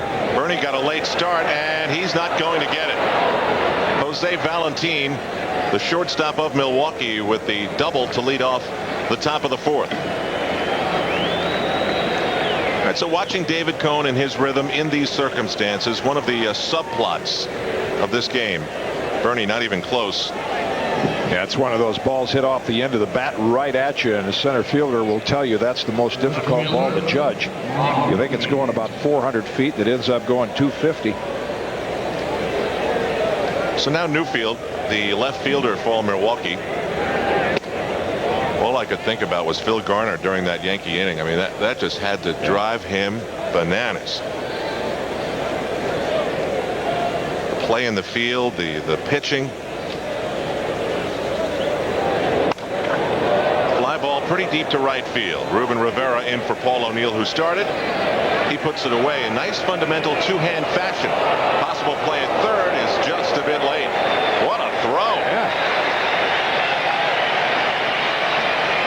Got a reaction from the crowd. A little thrill from the warning track to give you an idea of the arm strength of Ruben Rivera. Hello. One bounce. Yeah. From on the track to third base. Well, that, if it's accurate, that could come in handy in postseason play, that strong throwing arm. That is something. Just a little bit wide. So the runner advances to third. That's Valentin. Jeremy Burnitz is the that was a sneeze pause, is the batter for Milwaukee. Could you ask for a better effort in a clinching game? Now this is so great for the Yankee lineup, because all year long, early in the year, the comment about Joe Torre's lineup, well, they don't have any home run power. I mean, they're way down in home runs. So what? They had the best winning percentage in the American League. Here's another shot to right field. This one's Ruben Rivera's again. Valentin tags. There'll be no throw, and the Brewers coming back. It's 14-2. Yeah, then Darrell was added, and later Cecil Fielder, and the team went through a little lull. In fact, the team, when right after Cecil joined him, was under 500, because it is nice to have home run power when you're down 3 or 4 runs and you want to get some with one swing. But the strength of this team is doing what they were doing today. Everybody makes contact, everybody chips in, single, doubles, occasional home run, and even though they're down in slugging percentage, they're up there and outscoring their opponents. And I think that's what you try to do in this game, is just outscore the other team, no matter how you do it.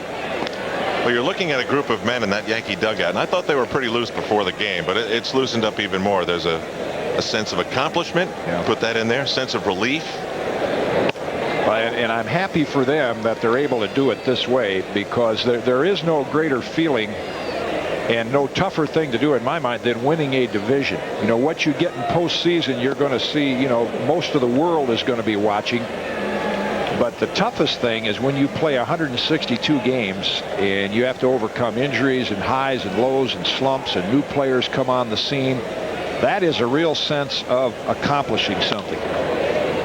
Ground ball by Gerald Williams. Played at third by Andy Fox. The long throw in time with the reach by Tino Martinez. So the Yankees lead is 12.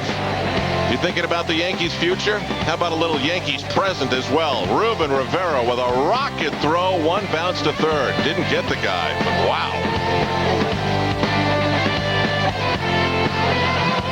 Pink. On this possible Wednesday of clinching, Yankees baseball is brought to you in part by Hoover. Nobody gets the dirt like Hoover. Nobody. Soft puffy cumulus clouds over Yankee Stadium in the Bronx. More and more fans arriving as this game goes along. This twilight doubleheader that could clinch the American League East for the Yankees. Ramon Garcia, the second pitcher for Milwaukee, and he was almost sacrificed into this game in the second inning. Since he came into the game, the Yankees added 6 runs to their total. And I guess it's at the point where Phil Garner's not in a hurry to do much else. So Ruben Rivera, with that great throw from right field, has a count of 1 ball and 1 strike. 1 and 2. So many people are still of the impression that there is a magic number. Even people who came to the ballpark today covering the team, baseball, there's a lot of confusion getting over this fact that magic numbers in most cases from now on in baseball just don't play. That does. That's in play. So the magic number principle is out the window. The Yankees win 1 more game for the rest of the year. The American League East is theirs. If they win this game, it's theirs. They clinch it. And Bernie Williams steps in. You start fantasizing now about matching up against, say, the Texas Rangers, who appear to have righted their ship out on the West Coast.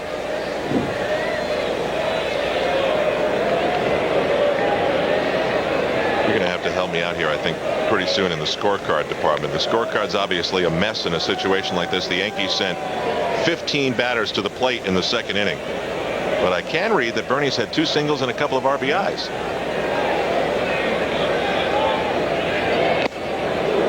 Yeah, it's that time of the game now. You see a little bigger swing maybe. Everybody gets a little tempted to say, let's, as Derek Jeter says next year, he said, I want to put on a little weight and hit some more jacks. Now, Bernie's got 28 homers, 100 RBIs. I think it's another one of those record years for guys who have hit 300, have 20-plus homers, and 100 RBIs.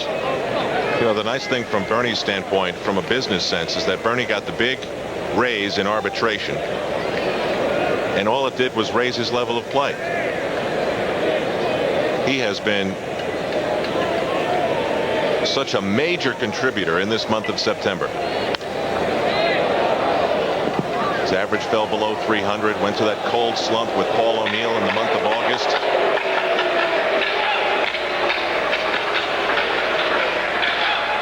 Then he went on that defensive binge at the end of the West Coast trip. And that defensive groove that he has been in started then and has just kept going. He doesn't play with the flair of Kenny Lofton or Ken Griffey Jr. Brian McRae when he was in the American League. There's so many sensational center fielders. So Bernie plays with that graceful long stride and sometimes gets overlooked as far as his ability to cover ground out there. So what do you think about the Yankees matching up with Texas? Well, I think with David Cone sharpening up and getting ready for Game 1, that is their best matchup. Because if you look at the Rangers lineup, Juan Gonzalez, Pudge Rodriguez, Dean Palmer.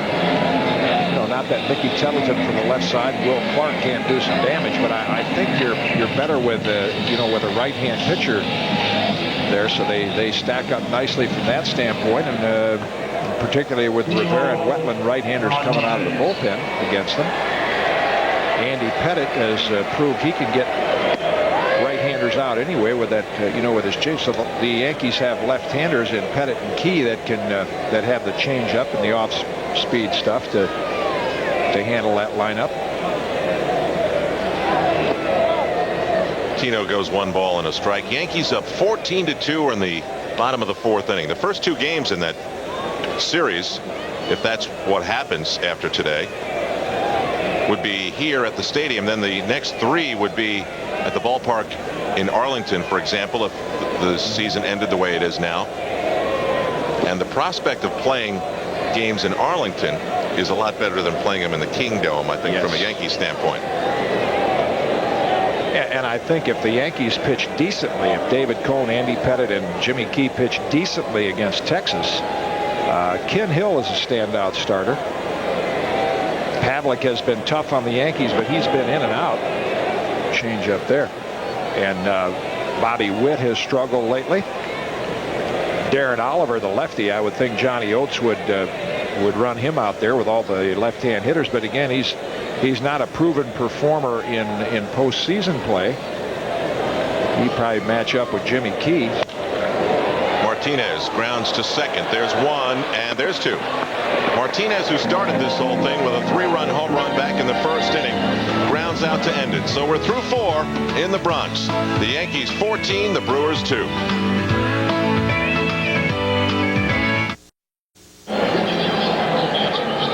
The Yankees 14, the Milwaukee Brewers 2. Heineken Jets Journal comes your way tomorrow on MSG at 11 p.m. Jets off, obviously, to the woeful 0-4 start. All the information you need as the Jets get set to take on the Washington Redskins at RFK this weekend. So David Cone up 14-2, takes the big lead into the 5th inning, and he'll face Jesse Levis, the Milwaukee catcher. With this win today, the Yankees would be the thoroughbreds of the American League East, would they not? Yes, they would. One of Jim Cott's favorite words in the English language. Yep. And maybe respecting the fact that they're going to be the thoroughbreds. Oh, I can't believe it. Fancy that. Speaking of thoroughbreds, on the right there, Nicky Zito, trainer of Louis Quatorze, one of the top 3-year-olds, and to his left, Shug McGay, longtime thoroughbred trainer, has a terrific horse, My Flag, that he trains for Denny Phipps. Both a couple of seasoned veterans and champion trainers, just like these Yankees are going to be. And meanwhile, Jim, in this little subplot of this game that we've been watching, David Cone walks the leadoff man and the 9th place hitter for Milwaukee. He is, I guarantee you, any successful pitcher that's been out on the mound in this situation, it's not that you're going to blow the lead, but you get caught in between of pitching and throwing. And, you know, by the same token, he is trying to prepare himself, you know, use all of his pitches and build up some arm strength and command of them, looking ahead to postseason play. This is like his 5th start, which is about what it would be toward the end of spring training in a normal year. May have been a broken back single into right field, played by Rivera. So a little something for Cone to deal with here in the top of the 5th inning. Man, that's as rare as Cal Ripken Jr. being on the bench right there. Derek Jeter in the 5th inning of the ball game. Pat Kelly has gone into second. Soho shifts over to short.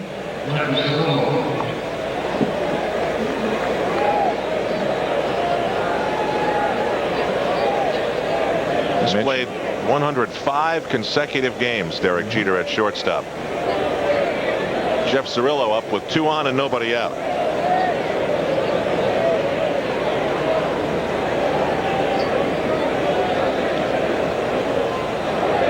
It seems just perfect, doesn't it? Although it wasn't long ago that you'd think it would be impossible. David Cone pitches the game that could clinch it for the Yankees.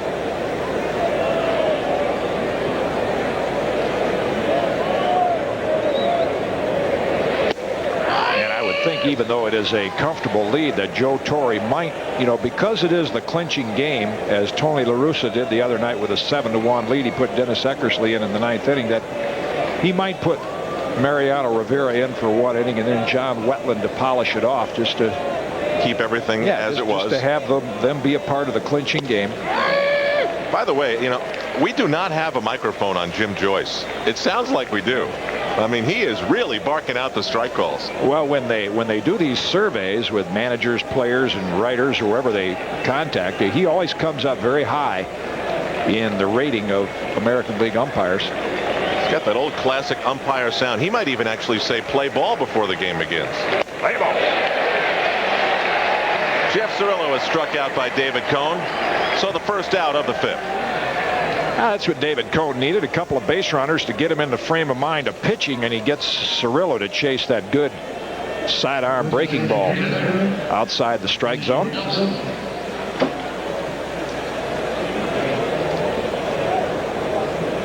I talked to Mel Stottlemyre before the game, as Jim Leyritz has, I think, some fun with O'Neill and Steve Donahue, the Yankee assistant trainer. And Mel said that beyond Friday, the Yankees, and maybe you have a better informed guess or whatever you want to call it beyond this, but he said beyond Friday the Yankees don't know what they're going to do over the weekend. But to go to Boston for the closing series and not have to worry about anything, I think it works out perfectly.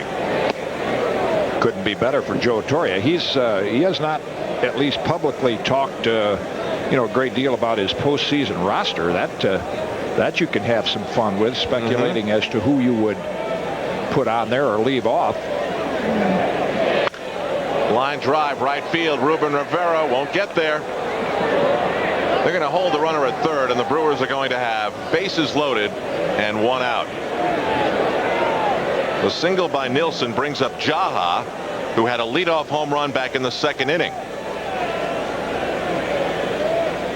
No surprise here. We mentioned Dave Nilsson with the highest batting average in the majors against right-hand pitching.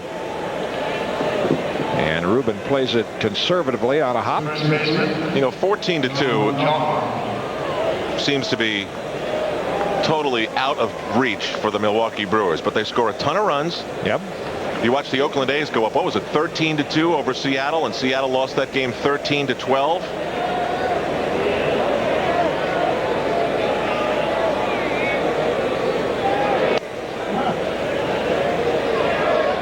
He's got a lunge for that one, so it's 1 ball and no strikes. The other thing that goes through your mind as a starter, even a top-notch starter like David Cohn, is you're in a position where if you don't pitch an effective 5th inning or hold the lead, it's embarrassing. 14-2 lead. So you tend to put a lot more pressure on yourself. Once he gets through this 5th inning, if he stays in the game, he'll probably be a completely different pitcher, though I wouldn't surprise me to see Joe and Mel say, hey, you had enough. 1-1 to Jaha. Ground ball. Kelly might be able to turn it. Quick, there's one. And in time. Pat Kelly playing in the field. Beautifully starts the old 6-4-3 with a little help from Luis Sojo. 14-2 it is. Back in a moment.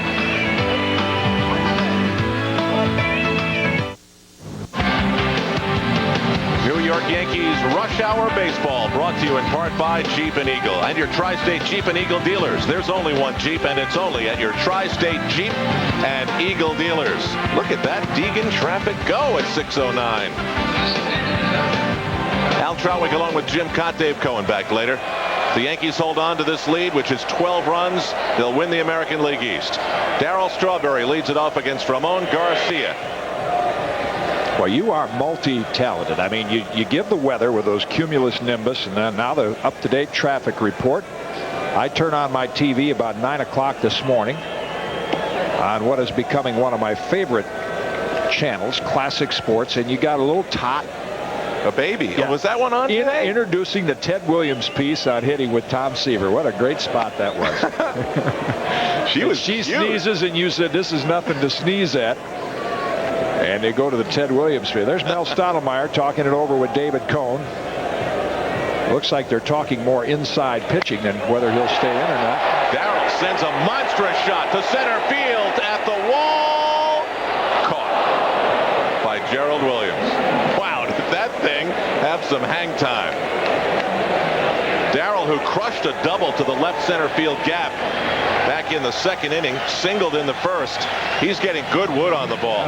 But granted, Ramon Garcia's fastball and his pitches are not what he's going to see in postseason play, but at least the way Darryl is swinging the bat with authority, he is a lot more confident hitter. I think now he feels that he can maybe dial it up and turn on some fastballs that he did not do early this year or last year at all.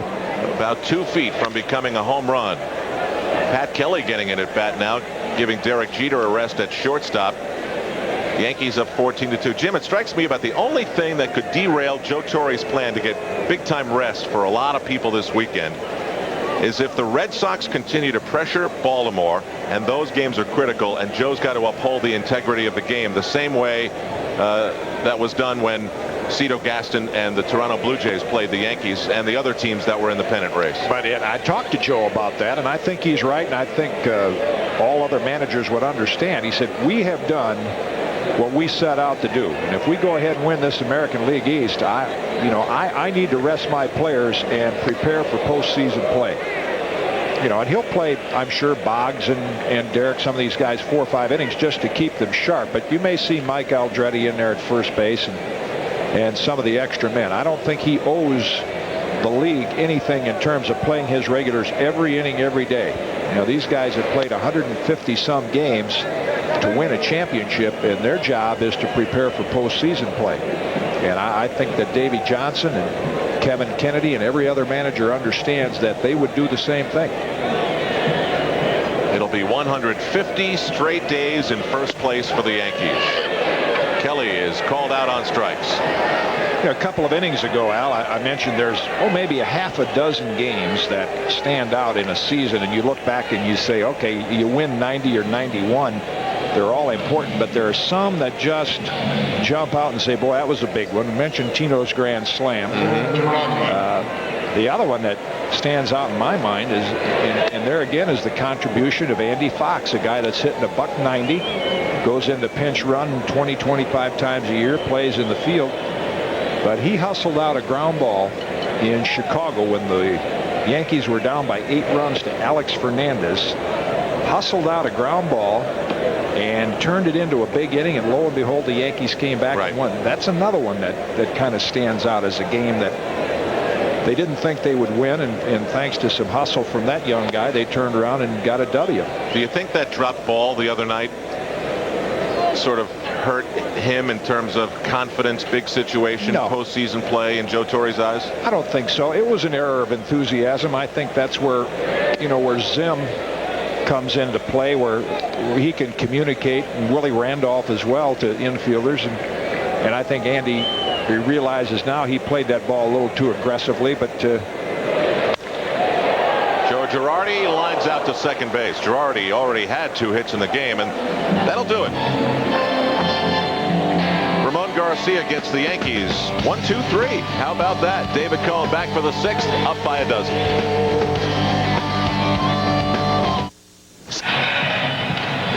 back at the stadium, we move to the top of the 6th, 14-2. If you just got home from work and joined us, the Yankees, for the first time in their history, scored 14 runs in the first 2 innings. We mentioned Andy Fox's hustle. Let's flash back to May 12th, and this is what it was all about.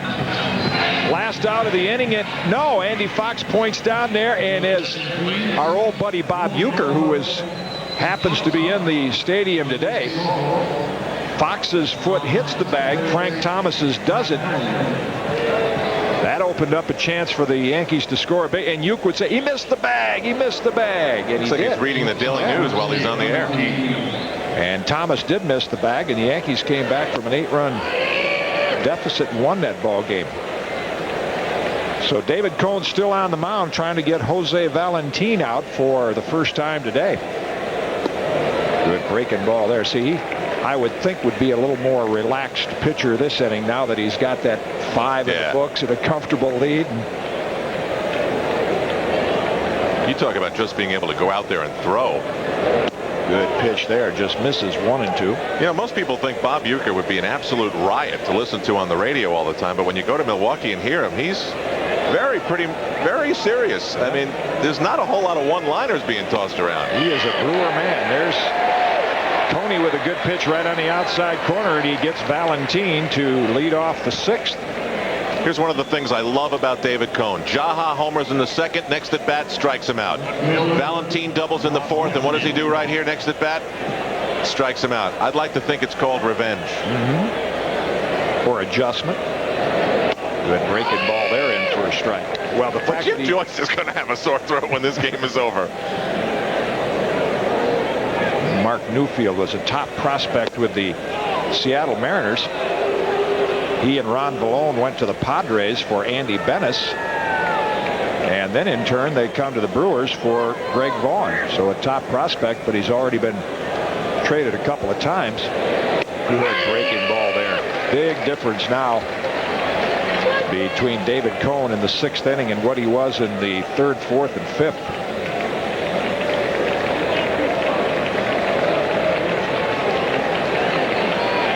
Laredo got him.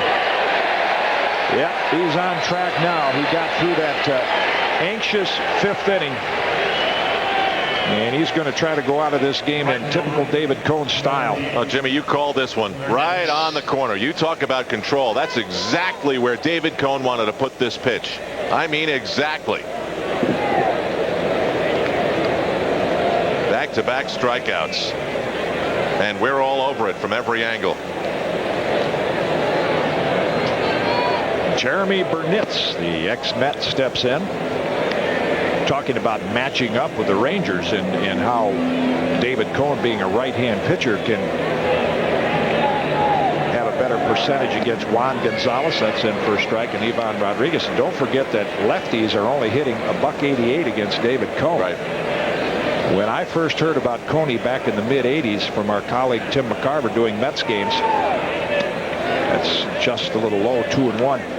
The highest tribute you can get to your slider is when a left-hand hitter says David Cone's slider is harder to hit than most right-hander sliders, and that's what National League hitters said back in the 80s. What would you do with David Cone, Jim, if you were going to get him ready to pitch game 1? And Joe's really made no official announcement, but you'd have to think could be him. What would you do? He's pitching on a Wednesday. Game 1 of the opening round series is Tuesday. What would you do in creating a schedule for him?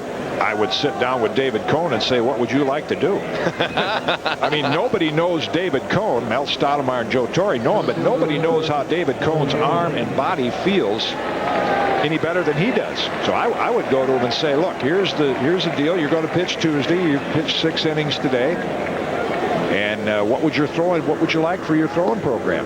Fastball there, and Gerald swings through it. And just let him let him go into next Tuesday feeling as comfortable as he can about himself, that he has prepared himself for that start. And I think that's what they will do. We're talking about a guy who has been hired by several teams to pitch in September in big games, so he certainly knows how to prepare himself for it.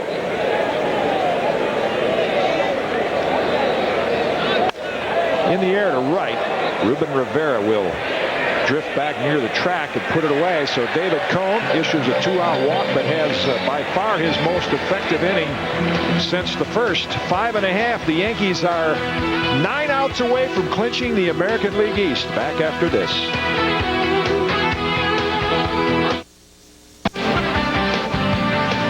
Beautiful evening in the Bronx. And a reminder that New York Yankee baseball has been brought to you in part by Modell's Sporting Goods. Gotta go to Mo's. I don't know, Al, if Joe will go to Mo, and they may go to him for an inning in today's game. Cohn has thrown 117 pitches, Jimmy, and you know the old first pitch strike. That looks like end of game for David Cohn. That's the traditional nice job. You got his 6 innings, and I would assume, even though they'll go up to the clubhouse and change shirts, that most of these guys are going to come back on the dugout bench and be here for the celebration after the game. Ball 1 to Luis Sojo. Just going to finish the thought. First pitch strikes, all important. Cohn faced 26 batters, and half the time got strike 1.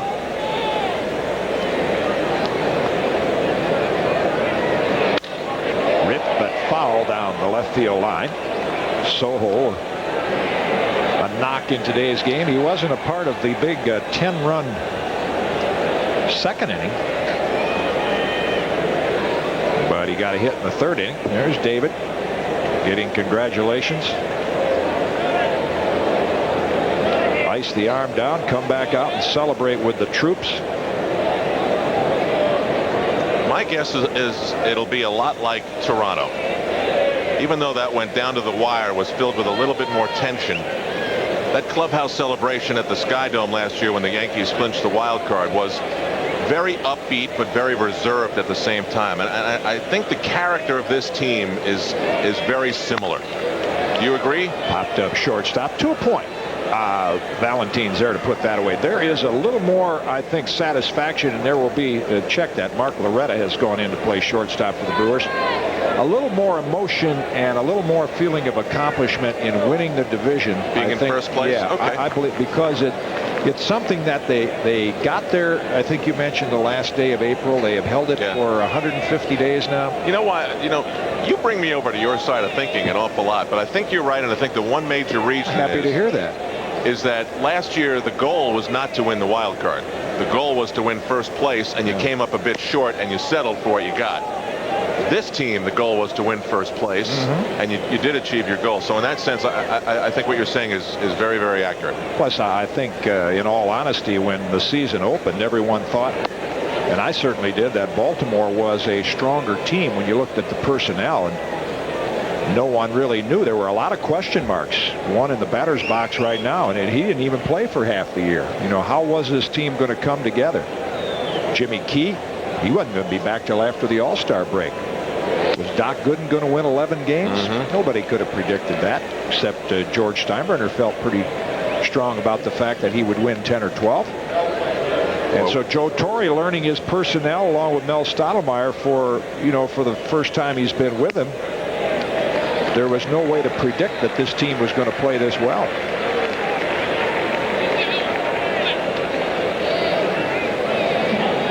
Now Don Rowe goes to the phone. Ramon Garcia has really taken one for the team here. He has stayed out there for, let's see, four 4 and a fraction, about 4 innings now in relief of Tim Van Egmond. Now, I know I'm reading lips, but I'm pretty sure when he picked up the phone in the second inning, I saw him mouth the words, "Help."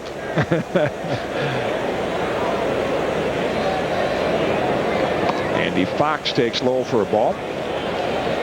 And there is the help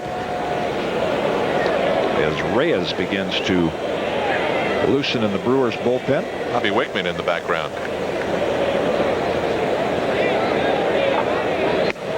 Outside for a ball. Brewers are not going to use him a lot the rest of the year. They may pitch him occasionally, but of course, following the Yankees, you know that Bob Wickman was in a lot of ball games, and I think the Brewers just going to say, let's rest him and freshen him up for next year, because they're not going anywhere.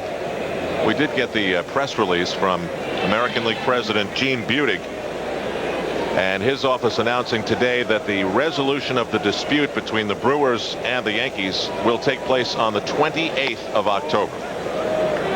So nothing doing before the postseason begins. 3-0 now to Andy Fox.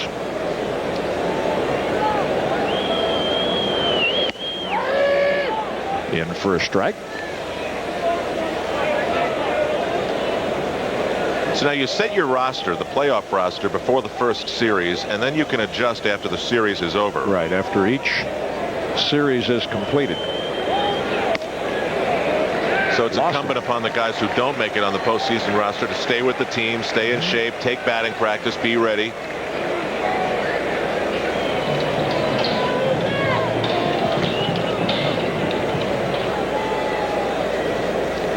Banks takes over in left field for the Brewers. Phil Garner also with this game out of hand will go to some of his young players that they've brought up in September. Brian Banks. Well, you need your roster with this group. Prospect in the Brewers organization. Waiting for that bullpen to get ready. Yeah, you set your postseason roster, and you mentioned everybody will stick around. What a lot of teams have done in the past is, even if you're not eligible, they let you travel around with a ball club. You know, some of your mind, just to get the feeling of what it's like to be around postseason play. So we went through all the effort of telling the story of Frank Torrey, Joe's brother, who's been in the hospital for 7 weeks waiting for a new heart. He was all excited. He finally got cable. He was going to be able to watch the Yankee games now and be able to criticize Joe for his managerial moves. Made a big deal out of it last night. Joe did too. He was all excited. Joe calls Frank today, said, "Well, what'd you think of the game?" He goes, "I was wrong. I don't get cable." So he's still listening on the radio. Ruben went in for Paul O'Neill. Paul was in the game for 4 innings, drew a couple of walks and got a base hit. And we're happy to report that Frank Torrey is waiting for a heart transplant, but he is in good health. Yes. He is They doing just have to fine, keep an eye on him. resting comfortably at the hospital awaiting that.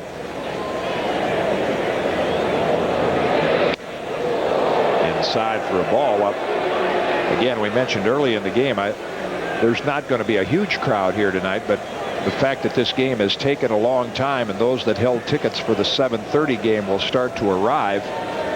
And as the Yankees close this out, I think it's going to be very fitting. In on the hands outside of first, and Levis will have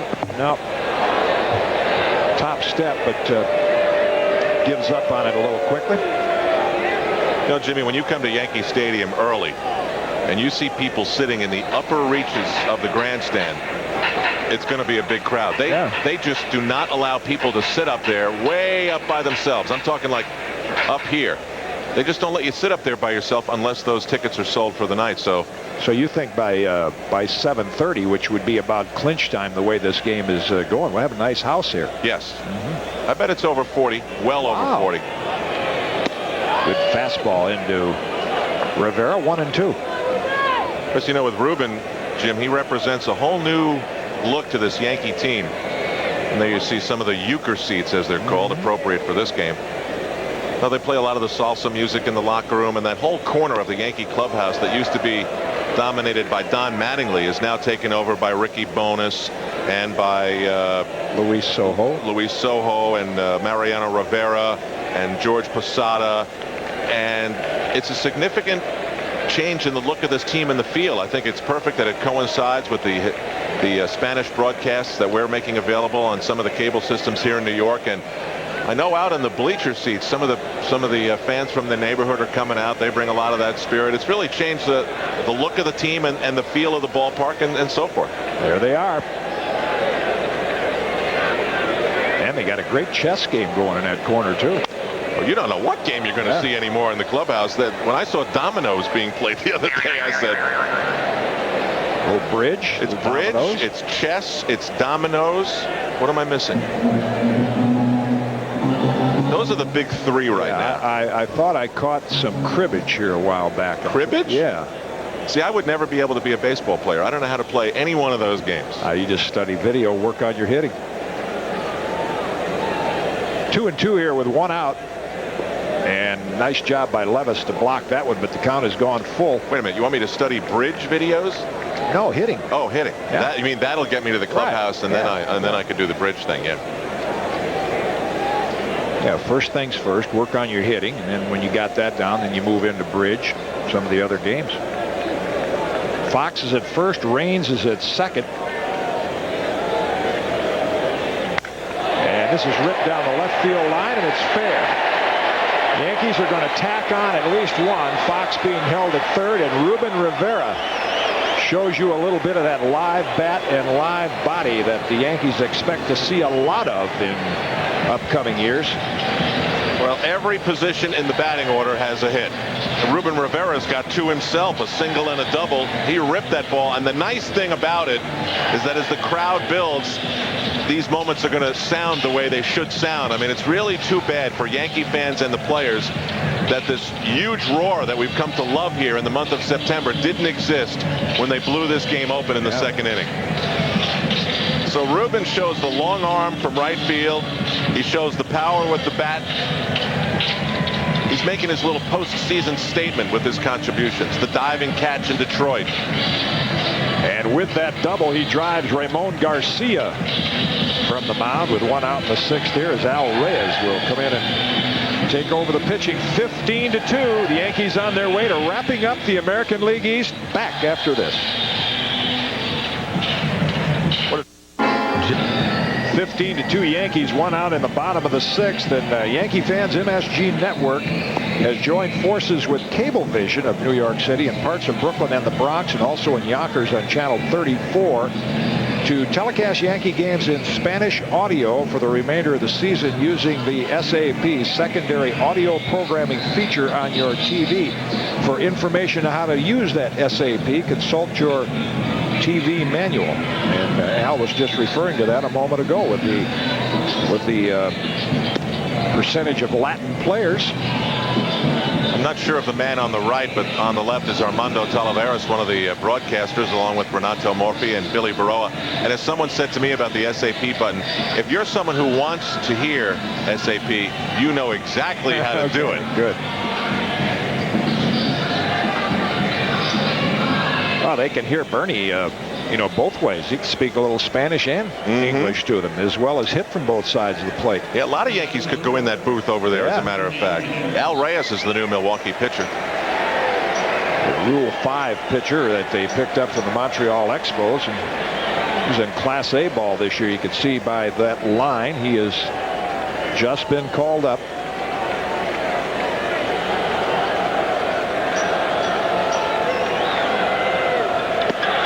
Breaking ball in for a strike. So now this is a guy who's looking at this appearance as a pretty big deal. I mean, he's on a rehab assignment in Class A, coming off of Tommy John major elbow reconstructive surgery. He gets called up in early September. Every appearance is critical. I mean, he wants to prove to these guys he can pitch on this level for next year. So a little game within the game. Yep, another breaking ball inside. And I think prove that his arm is healthy and sound, and the Brewers can look to him next year to give them production out of the bullpen.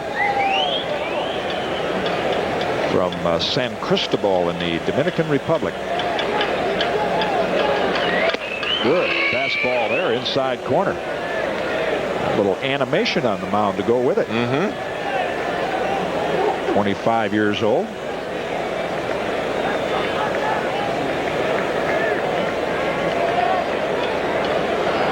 Nice movement on the inside corner. I'll tell you what, if this Brewers organization is ever able to build itself into a contender the way they're going here, it's going to be almost a miracle.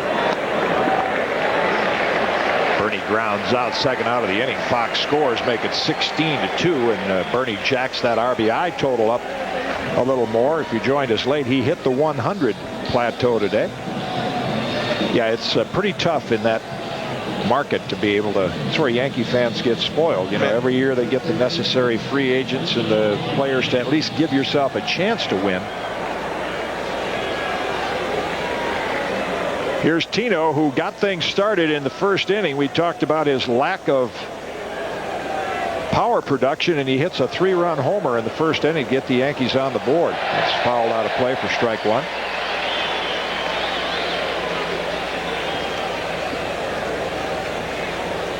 And a walk and a single and 4 RBIs. And I think that home run is fairly significant for Tino. I mean, I think this weekend he wants to find a way to get his confidence back in the batter's box. Pulled foul, and it's 0-2. And the last thing you want to do is go to bat in game 1 of the playoff series on Tuesday and not feel great about yourself. I mean, it may happen, but you certainly wouldn't want it to be that way. Yeah, even if you're not getting any hits, if you feel that you're swinging the bat well, is the main thing. Where's the real stuff under those eyes? None of that tape on eye black. Well, the Yankees have done what good veteran lineups do. They took advantage of a pitcher who had not been on the mound for a while, didn't have particularly good stuff or control, and then they attack the long men, the bullpen. There's Tim Van Egmond still on the Brewer bench. Tino fouls that out of play to the left side. Still 0-2. This was one game where the Yankees did what you think they should do against the pitcher they were facing. Right. Which hasn't happened all the time lately. Very true, as some of those no-name type pitchers have shut this lineup down. I mean, if you didn't see the second inning, folks, it was unbelievable, like batting practice. And another one. Tino picks on a high breaking ball to keep his day perfect. It's been a perfect day all around for the Yankees. He's got 5 RBIs, season high 116. That's his career high. See, in the Olympics, this game was over a long time ago. In the Olympics, it was over at 11-1. The old 10-run rule kicked in. We'd already be in the second game. 17-2. Baseball is an amazing day-to-day game. The same team beat the Baltimore Orioles a couple of days ago. How about this? Jorge Posada is going to hit for Darryl Strawberry and be the designated hitter.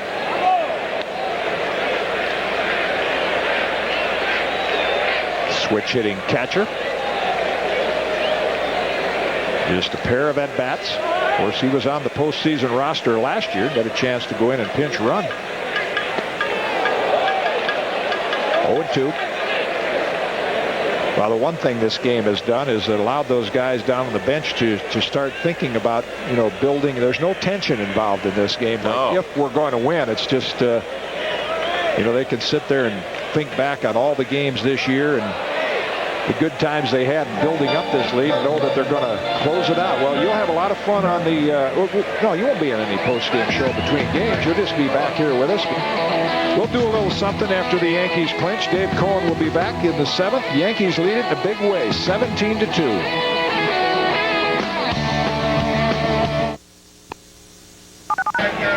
Welcome back to Yankee Stadium in what is definitely a laugher. The Yankees leading 17-2, and we are joined now by Bobby Mercer. You hear him on Channel 11 with the Yankee games, and It's nice to have you with us. What are you doing here? Did you see that? That's the first time Jimmy Cott has put his hand on my shoulder, and I couldn't tell you how long. The only time he wanted to put his hand on my shoulder was when he struck me out. and Bobby, first of all, nice to have you with us, but we need to sing or pass along happy birthday wishes to your partner. We had him on the other night, the Scooter. Absolutely, the Scooter is having a birthday today. He is. Can we say how old he is? Well, why not? Yeah, he's under 100. We know that. He's 79, and as you said, he doesn't look a day over 77. Day over 77, and he's doing terrific. We had him on the other night, and I know he's enjoying this game today. Well, he is that. He loves baseball, especially Yankee baseball. Can you imagine 17-2? This is unbelievable. It really is. And as we mentioned to the viewers earlier, never in Yankee history, not when Scooter was playing, not when you were playing, had the Yankees ever scored 14 runs in the first 2 innings. These guys have got to be tired. One thing I like about this ball club now is that they answered the challenge that was put on them. I mean, Baltimore put that squeeze on them, and they just broke right out of the starting gate and just continued to play some good baseball and answered that challenge to Baltimore. Yeah, and Bobby, speaking along those lines, in some of the, now everybody's starting to speculate on who might be the most valuable player, Cy Young Award winner, and all of a sudden Andy Pettitte is getting some consideration for not just Cy Young, but MV, and he's a guy, when you talk about answering the challenge, that pitched that big game against Baltimore in a critical game of the season. Some sophomore jinx that he had, right? There's a ball. Levis drives out to right field, but Ruben Rivera is there. That's one out in the 7th against David Weathers. Yeah, I don't know if we pointed that out, Dave, but David Weathers has come in to take over the pitching from David Cohn. And again, it's sort of an audition for David Weathers as to whether he can make the postseason roster.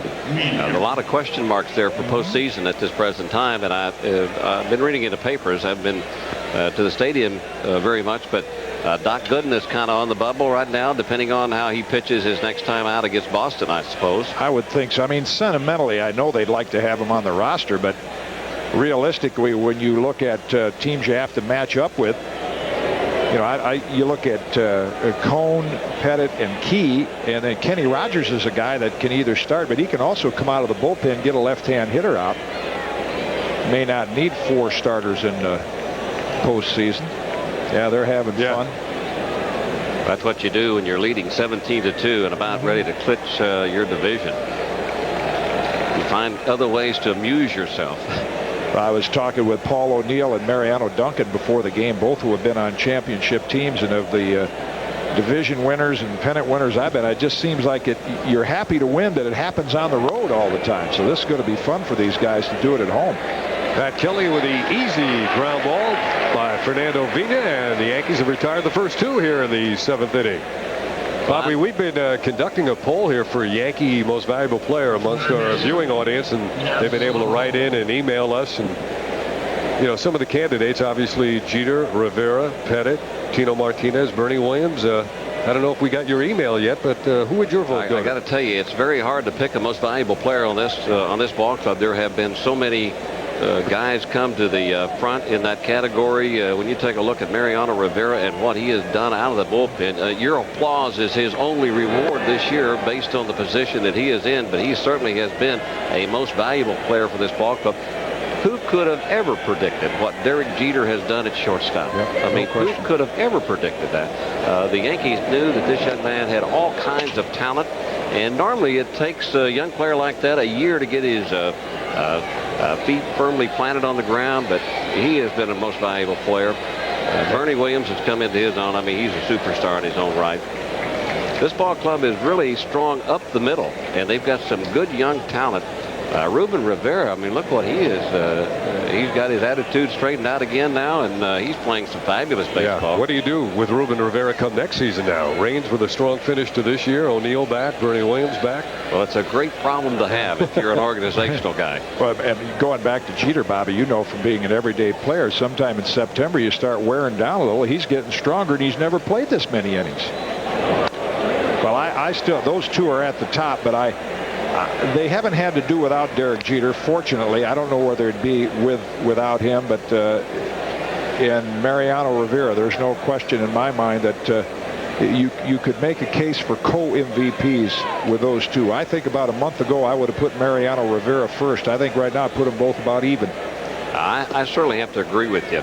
I think Rivera has benefited from John Wetteland, and John has turned himself around here in New York. I think he pressed a little bit his first appearance here at Yankee Stadium, like a lot of players do when they come over from a different organization. And Wetteland has taken a lot of pressure off of Mariano and has allowed his ability to really leap forward.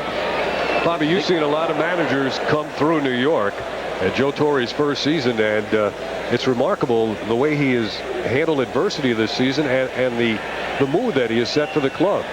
Well, you know, I got to go back to the very beginning of this start of this year when I was talking to Joe, and I said, Joe, I just didn't expect you to be in the Yankee uniform, being the manager of the New York Yankees, and I just looked like I was stunned. And he looked at me and he says, you know, to tell you the truth, this is the right time in my life to have a job just like this, and I think it has really proven to be a tremendous plus for the Yankee ball club.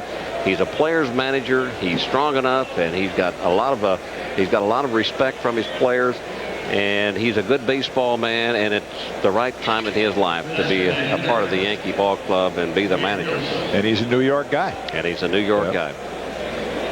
And he's a super guy.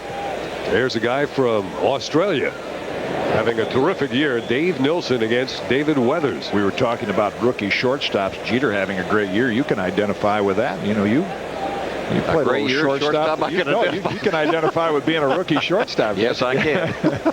only I wasn't nearly like a guy like Derek Jeter.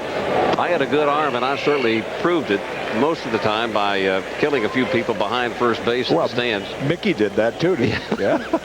I mean, I would get to a lot of balls, but when I came up with it, you got to watch out, because I never will forget when we played in Seattle, old Pilot Stadium. You know, right. Sick Stadium. It was a real small Boy, ballpark. it was sick, you could hear people, the fans, you could hear them whispering in the stands. That's just how close you were. And I was actually playing third base at that time, and a guy hit me a ball. It was like a little two-hopper, and I picked it up nicely and, you know, pointed towards first base, and I heard somebody yell out of the stands, "Watch out, he's got it again." And that was the last time I played the infield. And every ball you fielded out there was wet, too. Remember?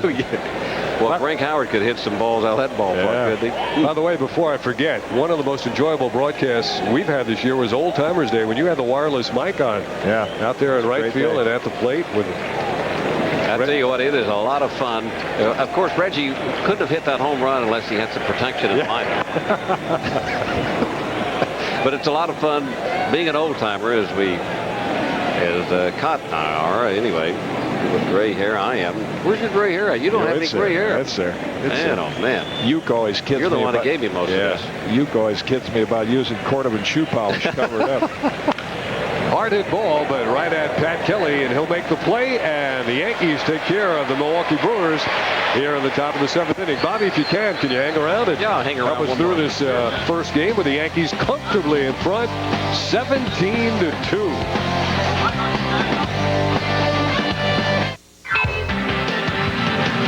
New York Yankee Baseball on MSG is being brought to you by Fleet Bank. When you're looking for financial solutions, look to the bank that has more of them, Fleet Bank. Well, night falling on New York City, and the sky was falling on the Milwaukee Brewers early as the Yankees got 4 in the first, and that was 10 in the second inning. And the Brewers making a couple of changes in the field. Kelly Stinnett behind the plate now for the Milwaukee Brewers here in the bottom of the 7th inning. Dave Cohn along with Jim Cott and Bobby Mercer has joined us here at Yankee Stadium. Pat Kelly getting a rare at-bat against Reyes, the third pitcher of the game. Yeah, I mean, you talk about Pat Kelly, of course, the Yankees counting on Kelly playing every day. He gets hurt at spring training, hasn't played much all year long, and what Mariano Duncan has done at second base. And that was a worry, I think, of the infield, obviously, because you've got a guy that you weren't being counted on, Mariano at second, and you got your young rookie shortstop. Now, how are they going to be as a double play combination? Well, needless to, you don't have to say anymore. It has been absolutely terrific. So a great foundation set there at second and short, with Pat Kelly being out all year long. Kelly facing Al Reyes, second time up in the game for Pat Kelly. Louis Soho started at second base. Mariano Duncan had some back spasms the last couple of days, so he hasn't played. Bobby, we were reflecting back on some of those games that jump out. You know, being on ball clubs where you're successful, you always look back and say there's about 5 or 6 games that, and the Martinez grand slam, the time Andy Fox hustled that ball out, they came back from down 8-0. Everybody hits today. Want to get down there, Bobby, and get an at-bat? Yeah, I want to, but I'm afraid I'd hurt myself. But of some of the games that you did, I think you did that game where they came back, but other ones that jump out from some of the games on picks that the other one that strikes me is David Cohn's 7 innings and no hit ball. That was an important game at the right time. In Oakland, that was one of the fantastic games that we had a chance to broadcast over there. Whoever thought David Cohn, well, he was a little shaky he walked the first 2 or 3 of the batters, and then he settled down. No hits. I couldn't believe it, and I was so sad that little dinker fell in for a base hit, and the Yankees didn't get that combined no-hitter from David and Mariano. Rivera, yeah. How about the play in that game that Bernie Williams made to preserve everything? How about 2 of those plays? My goodness, Bernie was he wasn't even in the ballpark. He was outside the ballpark making catches. Joe Girardi is still in the game despite the Yankees being up 17-2. He's already seen Jorge Posada as a pinch hitter, so looks like Girardi will go to the distance, and he hits this one to center field. Playable. He got recorded. It's a memorable day, going to be a memorable game, because when you think back in the American League East, the last time the Yankees had the best record in the American League East was under Dick Hauser in 1980, and now that Cleveland has gone to the Central, I think every team in that American League East has gone to the postseason since the Yankees. The Brewers went in '82, went to the World Series, then along came the Orioles, then the Tigers, then the Red Sox, and the Blue Jays, and it's only the Yankees that haven't been there since 1981, the strike season. But to actually have the best record in the American League East in 16 years, and every other team in the East has been there since then. Well, I guess that just shows that there's a lot of parity in baseball today, and especially in that division. I played on both the 80 and the 81 ball club, and these 2 ball clubs are somewhat similar. There was an awful lot of movement that Hauser could make off his bench. He had a lot of versatility. This ball club has a lot of versatility. I'm talking about the Yankee ball club. We were able to overcome the injuries that you're going to have. I mean, every ball club, they're going to have those types of injuries every year. You've got to be able to overcome those injuries with players that you have sitting on your bench, your depth. And there were plenty of it. Boy, the Yankees just keep hitting. Boy, is it tough to pitch to Louis Soho? You pitch him inside, he pulls it, or goes the other way? Is it fair to say that those ball clubs you were on in 80 and 81 may have had a little more power, and not, you had maybe one stud out there in the bullpen, but I don't know that any team had a 1-2 punch like Rivera and Wetland. Or did you have? No, I don't think we didn't have that. We had the Goose, right? And that was it. And it was kind of bullpen by committee, and then you get to the Goose. Ron Davis. The closest I could get would be Davis and Gossage to Mariano and Wetland, but I don't think that that's a fair combination or a fair comparison because of Mariano and the way Wetland throws the ball. Now that Tim Raines, you just can't do anything in a pressure situation. Talking about John Wetland, I was amazed to read, like in February of this year, or maybe it was March or whatever it was, that he said, you know what, I was just kind of messing around during the winter and gripping a baseball, and you know what, I found out how to grip the ball to throw a slider now. And I thought, now, can you believe it? And people, the fans out there don't understand it. I mean, even though you're a professional player and you get paid a lot of money, these things come and go. Sure. And he just, all of a sudden, it just clicked in his head that he had the right feel on the baseball. And I think that's been the big difference in John Wetland this year. No question. Andy Fox against Al Reyes, and that pitch is low for a ball. Well, the Orioles were just in town, and I think back to Dave McNally and Andy Etchebarren playing catch before a game one day, and Etchebarren said, how'd you hold that ball? That's the best slider spin you've had in a long time, and he won 20 games the next few years. So you're right. And I would imagine for you it's that way of hitting. And here comes the 18th run on a wild pitch, and 2 bases taken by Louis Soho. Well, the guys are feeling their oats tonight. Yeah, they're not going to forget the score of this game in the clincher, because it's going to be that is not a very happy face on Garner. 18-2. That's what you call a laugher. Season high for the Yankees in runs. That'll relax you, though. If you're a manager or a coach sitting on the bench and you're in a pennant race and you look up to the scoreboard and you see an 18-2 lead by your ball club, it certainly relaxes you as a manager. It is relaxed as Joe and that entire team has been all year. You can't tell too much difference on the bench, but this is the best situation they've been in.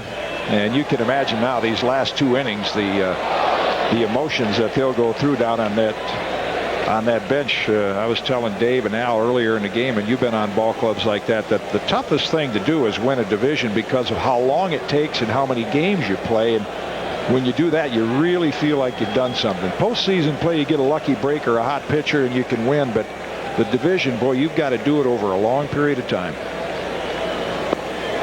And you have to do it through your injuries and all the other setbacks that you gather throughout a 162-game season. Looks like Boggs is back. Talking about back, his back is a lot better. And that is a great plus for the Yankees moving into postseason. Boy, it just continues.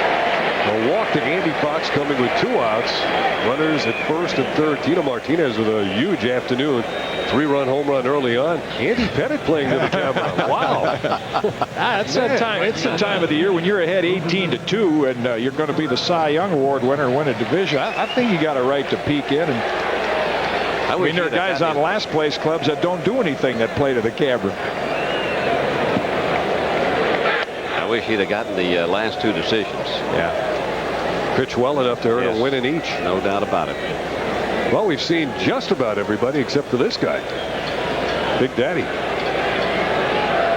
Yeah, and even though his last couple of weeks have not been productive, as he said, it's the first time since 1987 when he was with the Blue Jays that he's been on a team that's played meaningful games in September, and that's kind of a nice threat to have going into the postseason. Yeah, and even though Cecil hasn't been swinging the bat the way Cecil can swing the bat, just the presence of him being in the lineup and batting right-handed has really added a lot to complement the lineup. Now, you hear a lot of us talk about complementing the lineup. Well, having Big Cecil in there with that potential power, no matter whether you're swinging the bat good or bad, he's always on the minds of those pitchers. Right. 2 outs in the Yankee 7th. 1 run in, and the ball is laced into left center field. Ruben Rivera has his 3rd hit. The Yankees get another run. 19 runs. 19-2. Number 19 just scored, Luis Sojo. How appropriate. His expression really has not changed. Joe Garner on the Brewer bench. You mentioned Bobby Cecil Fielder, and just to be able to match up a guy like that in one postseason game that could help you. And I think of Darren Oliver, the left-hander, maybe pitching for the Rangers in Game 3. And there's a guy the Yankees didn't have early on that maybe would be a factor in that game. For the most part, this team has won games without the home run, unlike any Yankee teams you probably could remember. We had a lot of power on our 80 and 81 ball club. A lot of guys that could hit the ball out of the ballpark. Even though the Yankees did display the home run ball as much as most of the teams did in '96, they still have a lot of potential. I mean, they have guys that can hit the ball out of the ballpark, and they have a lot of guys in their lineup hitting 300. Man, oh man, can't believe that ball was caught. Jaha with the catch. Our thanks to Bobby Mercer. We hope to hear you in action again next season, Bobby. Thank you so much, guys. Nice seeing you again. Good luck to you. Thank you. Take care. The Yankees add 2 more. They now lead it 19-2.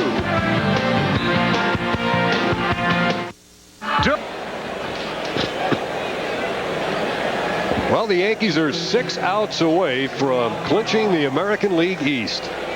19-2 as David Weathers continues on the mound. David Cone started. He is in line for the victory, and here's the first pitch.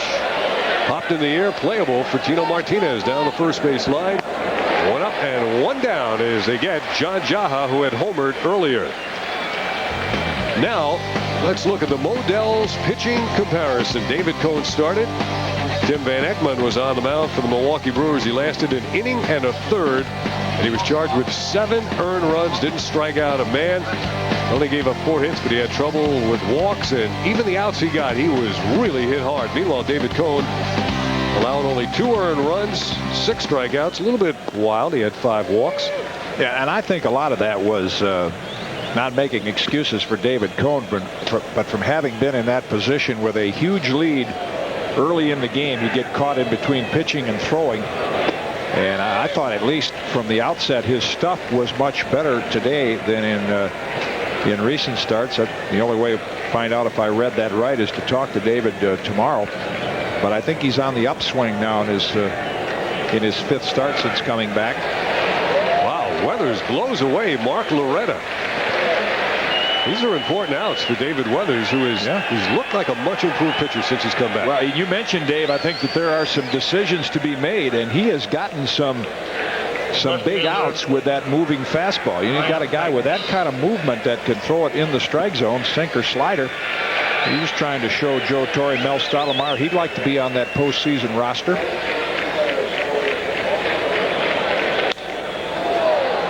And Weathers trying for a 1-2-3 inning. He'll make Bob Watson look a little bit better, too, with a trade for Mark Hutton. Ryan Banks batting for the first time in this game. He's only had 2 at-bats. Well, anytime you make a trade pitcher for pitcher to the National League, a couple things that you factor into it. The National League has a more liberal strike zone, and they don't have as many quality. It's going to be tougher to pitch in this league than that league. We talked about that the other night with Kevin Brown's great year and Al Leiter, and credit them for having great years, but there's no question that some of those the two factors I just mentioned help them out a little bit. That's a 2-strike single into right field. Rivera over to play it quickly, overruns it. Now the strong arm, but it won't be in time to prevent Loretta from getting into second base with a double. Right fielder. Turf is still a little soft from all the rain. And looking ahead to postseason play, remember last year that dramatic game where Jim Leyritz hit the home run in the rain. Maybe that rain has come a little earlier in the month, and now with some nice crisp fall weather, maybe it'll dry out and the Yankees will catch a break and have some really nice playing conditions next week. Yeah, it looked like Ruben Rivera was shaking that arm a little bit. He made that big throw, that excellent throw earlier in the game, all the way to third base. There was no play on the runner, but looked like he was a little bit injured there. Here's Jeremy Burnett. Still flexing it up over his shoulder.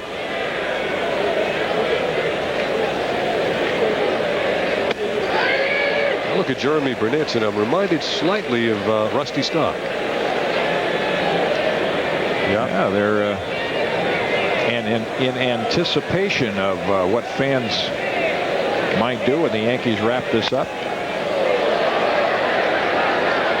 Jeff Nelson getting ready. New York's finest on hand. Hopefully they won't be needed. Well, I thought Joe might even run Rivera and Wetland out there just from a sentimental standpoint, you know, in the clinching game. But he has other plans, and maybe part of those plans are to look at Weathers and Nelson, guys like that, and see where they might fit in on the postseason roster. Oh, Weathers with 3 steps toward the Yankee dugout. Thought he had him on the backdoor breaking pitch.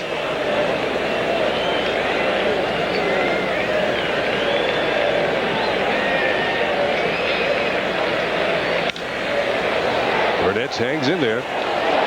Just to recap, we are in the top of the 8th inning. The Yankees have a lead of, are you ready for this, 19-2 on the Brewers. If the Yankees hold on, they'll win the American League East. Here's Banks, the runner down at second base. He had the double.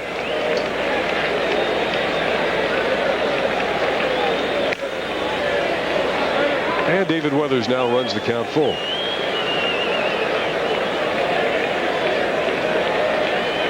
They're on deck batter for the Milwaukee Brewers. As the ball is hit to third, fielded off the chest by Fox, who throws in plenty of time to get Burnett. And David Weathers comes on and works an effective 8th inning. So the Yankees now 3 outs away from shutting the Brewers down. But first, the Yankees get a chance to hit again.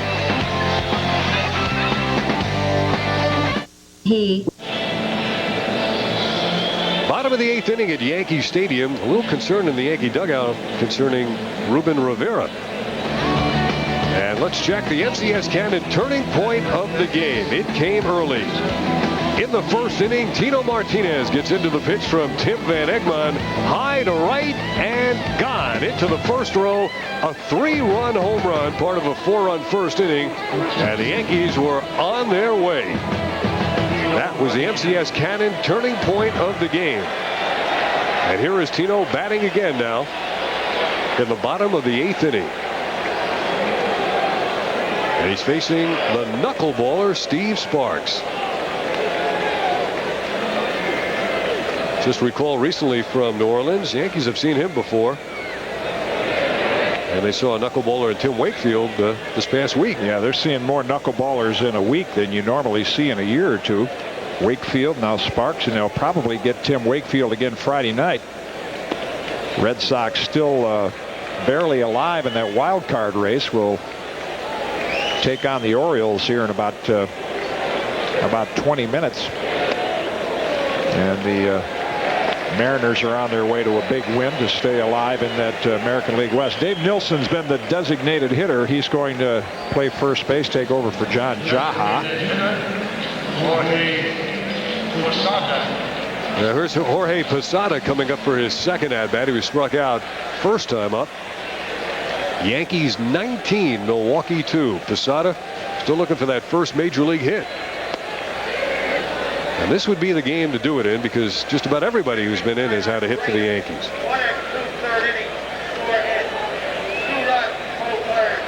Showing you that shot of Ruben Rivera because he was flexing his throwing arm as if he had hurt his arm, but between innings he was bending over his, well, he still is. You see him feeling the shoulder, and Paul O'Neill looking over with some concern. He is obviously worried about the condition of that throwing arm. You know, he slipped on the grass and then came up and made a long, strong throw. And in that wet grass, you know, if his feet gave way a little bit, that's where you can pull something in that throwing shoulder. They'll get the lead runner and they try to return it, but it is in time to get Posada. So he bounces into the 4-6-3 double play. Vina and Loretta, the shortstop, combining on it. Yeah, real slick double play with Vina and Loretta. Boy, Loretta got rid of that ball. They scooped it out of the dirt. And just got Posada at first base. And now Pat Kelly, who has had a base hit in this game. Yankees with a total of 20 hits. And Sparks with a strike.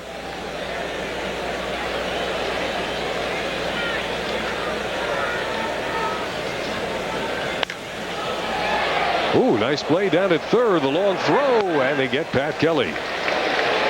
So the Yankees are finally finished offensively as the Brewers make the plays in the field they couldn't get early in the game. We're going to the 9th inning with the Yankees needing 3 more outs to clinch.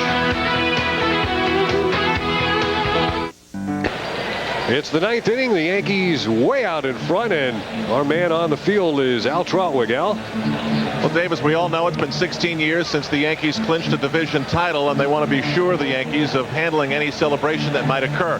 Down this stairway here are part of what is a 300-man New York City Police Department contingent. We already saw them out in Monument Park, so they're going to be out on the field just about immediately to make sure nothing happens. But the gauging that I can make down here is that the fans have fallen in love with this magic number thing. They think the magic number is 2, and I don't really think that the majority of people here know that the Yankees are 3 outs away from clinching first place. We'll find out. That's unbelievable if that turns out to be the consensus of the fans. Well, because the magic number has been published as being 2, so there are a lot of the fans that are following this might think that it's going to take a Baltimore loss as well as a Yankee win. That's not the case. I don't know, though. They're on their feet now. I have a feeling they might be aware of it. And Jeff Nelson takes over on the mound here in the 9th. Todd Dunn takes a strike.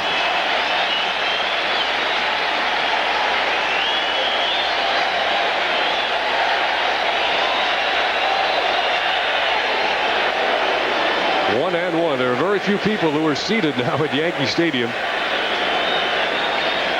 So the fans knew, and so do those guys.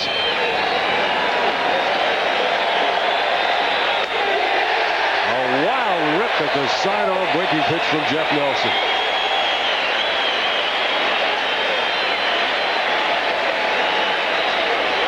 There's David Cone, who started and pitched the first 6.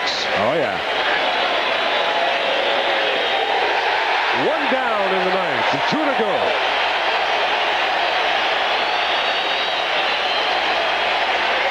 Al was speculating as to what kind of a celebration this would be as you look at Nelson's sharp breaking ball. Would it be like the celebration in Toronto, which was quite mild? I think there's a little more emotion involved in winning a division. The fact that David Cone is back out on the bench and most of the regulars tell you the same thing.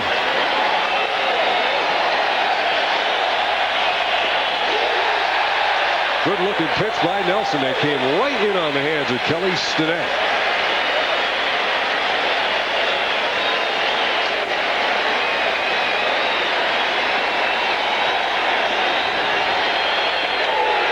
Well, a year ago, Jeff Nelson was on the mound for Seattle for much of the season. He hasn't pitched the way he's wanted to, and now he's pumped up, and he's firing strikes of all varieties.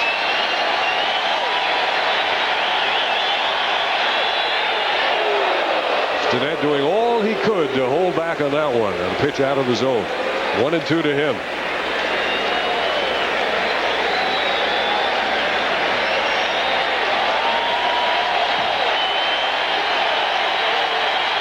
Struck him out for the second out here in the 9th.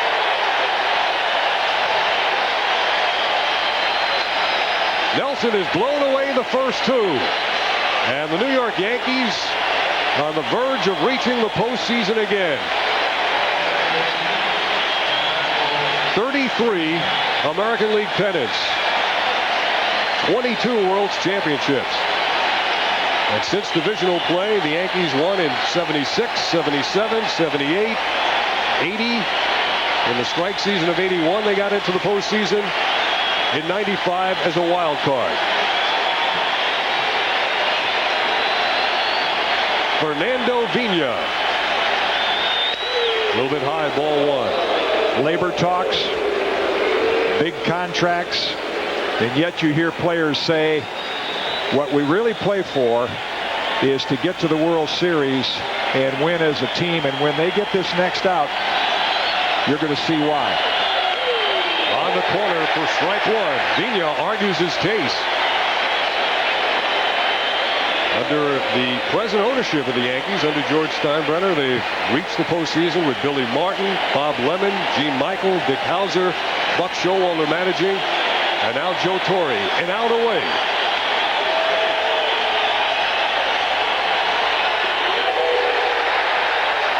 And Nelson a strike away from ending it in spectacular fashion.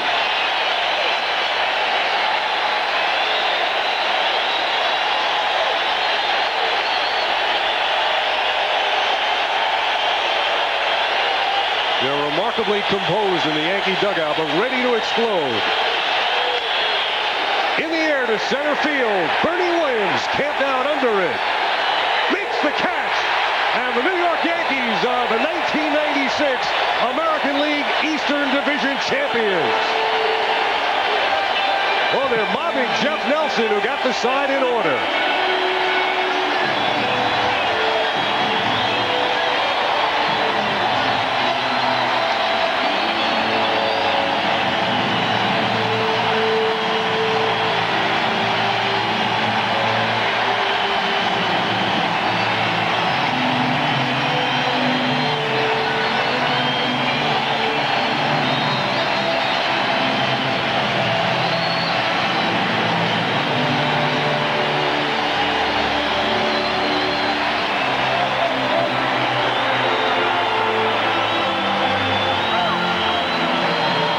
we've said, Dave, there's no feeling like it for a player. And Joe Torre letting his players enjoy it out on the field. Step one toward what the Yankees hope is 3 toward the World Series. But as you can tell, a little more emotional and a little more feeling of accomplishment than getting to the wild card last year. This team has been in first place for 150 games, 150 straight days. Went through some awfully tough times about a month ago when it looked like that lead was almost down to 0. But they battled back, won the big games at the right time. Nobody had a more important part in it than that man you just saw, Mariano Rivera. Well, New York knows how to throw a ticker tape parade. It's a ticker tape reception here at Yankee Stadium. Orderly, peaceful, and on a beautiful night. A terrific scene on the field. I guess the last time we saw this was the Dwight Gooden no-hitter. And this one is reminiscent, but much more significant.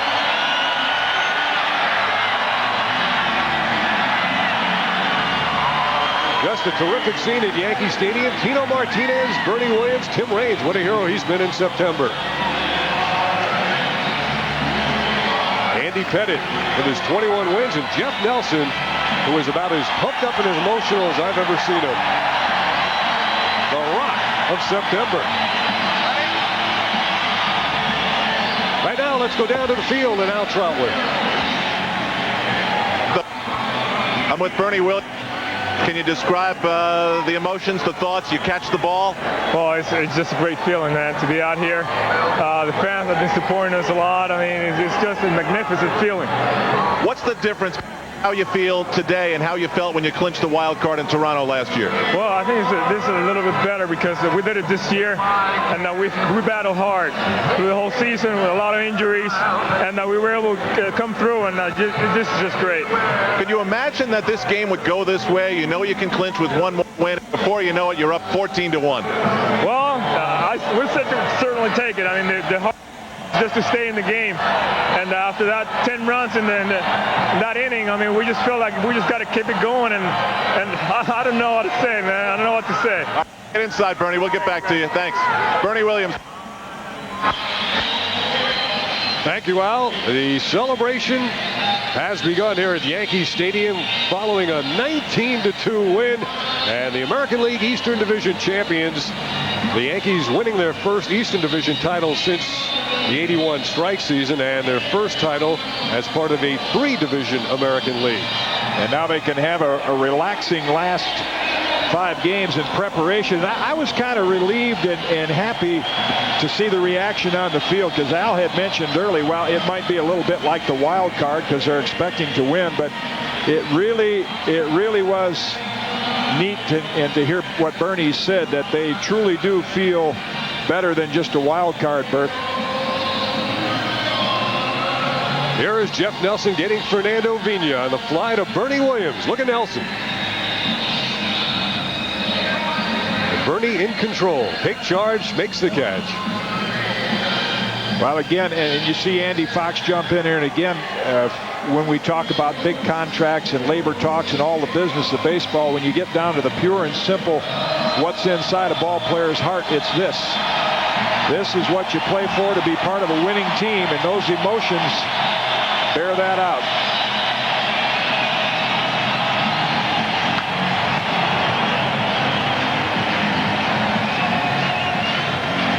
Bernie waiting on that final out. And quick moment to reflect. And here's the scene from the Yankee bullpen.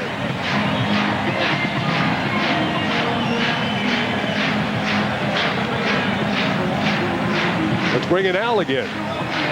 Dave, the media has been entering the Yankees clubhouse now for a moment. We'll be setting up our communications from here, but I heard a great line from Paul O'Neill as he looked up and he saw the confetti coming down looking like snow. He said, perfect. This is how we started on opening day, in the snow. Very appropriate. Absolutely appropriate. It seems like yesterday. And boy, look at Jeff Nelson being mobbed by his teammates. Well, I don't care who was in the middle of the mound then. That's just customary for what a team is going to do. That's just a show of emotion of what this team has gone through all year. I mentioned no sport like baseball forces you to play as many games or take as long to win a championship as baseball. You start in February, you get to spring training, you're doing those PFP drills, a little batting practice, and then when you have your meetings and the manager says, you know, our goal is to get to the World Series. Well, that was way in February. These guys have played, including spring training, almost 200 games since then, and they have accomplished step one of what they hope to be able to put the final touches on in late October. Much more to come from Yankee Stadium on MSG. The Yankees have clinched.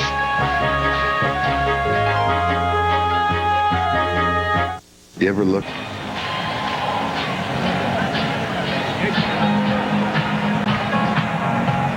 We are back with you at Yankee Stadium, and the party has begun. Yes, the Yankees are the American League Eastern Division champions after downing the Milwaukee Brewers by a score of 19-2. And there's still another game to be played, but for right now, it's party time at Yankee Stadium. Well, and it worked out so well for the fans, Dave, that came here at the end of game one because, you know, Al mentioned near the end of the game that the attitude in the stands seemed to be that maybe a lot of fans didn't realize if the Yankees won this game, they did win the American League East, because there was a lot of talk about the magic number being 2. But there was no question when the top of the 9th inning started, these fans who respond to everything all year anyway were on their feet, and they were very aware that in 3 outs, and they're still aware. I mean, it's rocking out here right now, and you know, you'd like to have 45,000 there on a night like they did against Baltimore, but I think for the players to do this at home, and Paul O'Neill's great comment with the confetti coming down, it's the way they started out on opening day when the snow was coming down.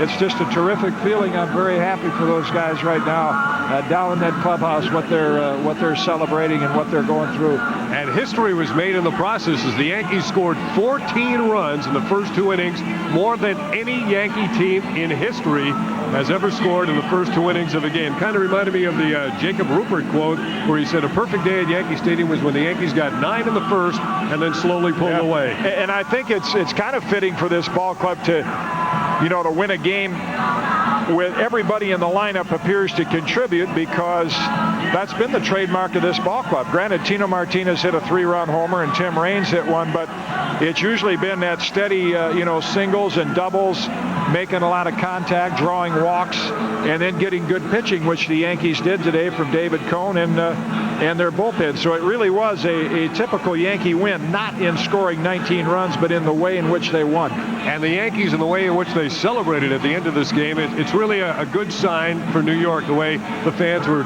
terrifically well behaved. It was just a beautiful scene, again, reminiscent of that snow scene. Yeah, they were at an opening day. The stadium was obviously well prepared for it, so the fan behavior has been very, very good. And of course, we've got another game to go right now, but once, you know, the Yankees will do more celebrating after game 2, I'm sure, but from a pure baseball standpoint now, it really is a relief for the Yankees to have 5 games left, and for Joe Torre to get his regulars rested. Derek Jeter, who has played so many innings all year, will get a little breather. He'll get the pitching lined up, and the Yankees really have a chance to get themselves in as good a position as they possibly can in preparing for apparently the Texas Rangers next Tuesday right here at the stadium. And how about the man that Joe Torre said would be the greatest September call-up in history, David Cone? He got the start. He pitched rather well today, and he got the win in the clincher here in September at Yankee Stadium. Well, and let's go down to Al Trautwig and see what he's got for us down in the Yankee clubhouse. Al? Well, the strange contrast of this day and the doubleheader behind me, Kenny Rogers has been doing some stretching. He's still got a game to pitch. The Yankee clubhouse very subdued. Paul O'Neill actually ran down to check out some hitting video. Maybe we can listen in on his conversation right here for a moment. Steve, how disappointed we went home from Seattle last year, and I think that a lot of people still remember that. And you know, playoffs is a great time to be part of a team that's in it, and part of these people that, you know, have got us here, and we just got to continue to go. More pumped up going to the game knowing that you guys can win a division title? You know, a lot of talk about it. You know, let's get this first one, relax baseball, and worry about Tuesday night. And that's what we did. I mean, obviously we expect to score 19 runs and have the type of win we did tonight, but it just, when we got to the park today, everybody, you know, we're going to win this division today, and we're going to look forward to Tuesday. All right, we'll have more. Michael Kay spoke with Joe Torre, and we will continue in games of this doubleheader. The American East Division champions. Back to you, Dave. And so the Yankees were able to control their own destiny today. They didn't have to wait for Seattle to lose or for Baltimore to falter. We'll be coming back with much more from Yankee Stadium here on MSG. And for now, we'll send you to the MSG Sports Desk where Bob Page is standing by following the Yankees clincher 19-2. Bob? Thank you, David. Hi, everybody. Big news from the stadium. And tomorrow afternoon, big news at the Garden. Press conference actually be held at City Hall with Mayor Giuliani, at which time it will be announced that Madison Square Garden will host the 1998 NBA All-Star Weekend. Also in the NBA, Celtics forward Greg Minor out 6 to 8 weeks. They say he's incurred a stress fracture in his foot. And Elliot Perry has been traded by Phoenix to the Milwaukee Bucks in exchange for forward Marty Conlon and a future #1 draft choice. Several NFL quarterbacks in the news today. First of all, Dan Marino underwent several medical procedures to correct that problem he has with his ankle, a slight fracture. And the Dolphins say Marino will indeed be out 4 to 6 weeks with the problem. Steve Young of the 49ers listed as questionable for this Sunday's game against the Atlanta Falcons. He has a hamstring problem. And a media report in Chicago says Bears quarterback Eric Kramer will be out for the rest of the season due to neck and back problems that he has. At any rate, the Bears admit now that backup David Craig will start for them this coming Sunday. And in golf, Tiger Woods has announced that he is withdrawing from this weekend's PGA event, the Buick Challenge, going on at Pine Mountain, Georgia. Woods says he is completely exhausted physically and emotionally. I'll be back right after we pause with these messages. Coors Light Sports Day. Upcoming shortly, we have a complete look at the Yankees' highlights from clinching Game 1 of this doubleheader with Milwaukee and the rest of what's going around in baseball. But first, we'll pause again for this timeout and then be right back from Yankee Stadium. For the Yankees, 14 runs in the first 2 innings. No Yankee team has ever scored that many runs so early in a game. The Yankees won at 19-2. David Cohn goes to 7-2. Tim Van Egmond took the loss. He's 3-5. Tino Martinez got the Yankees off with a 3-run shot in the first inning.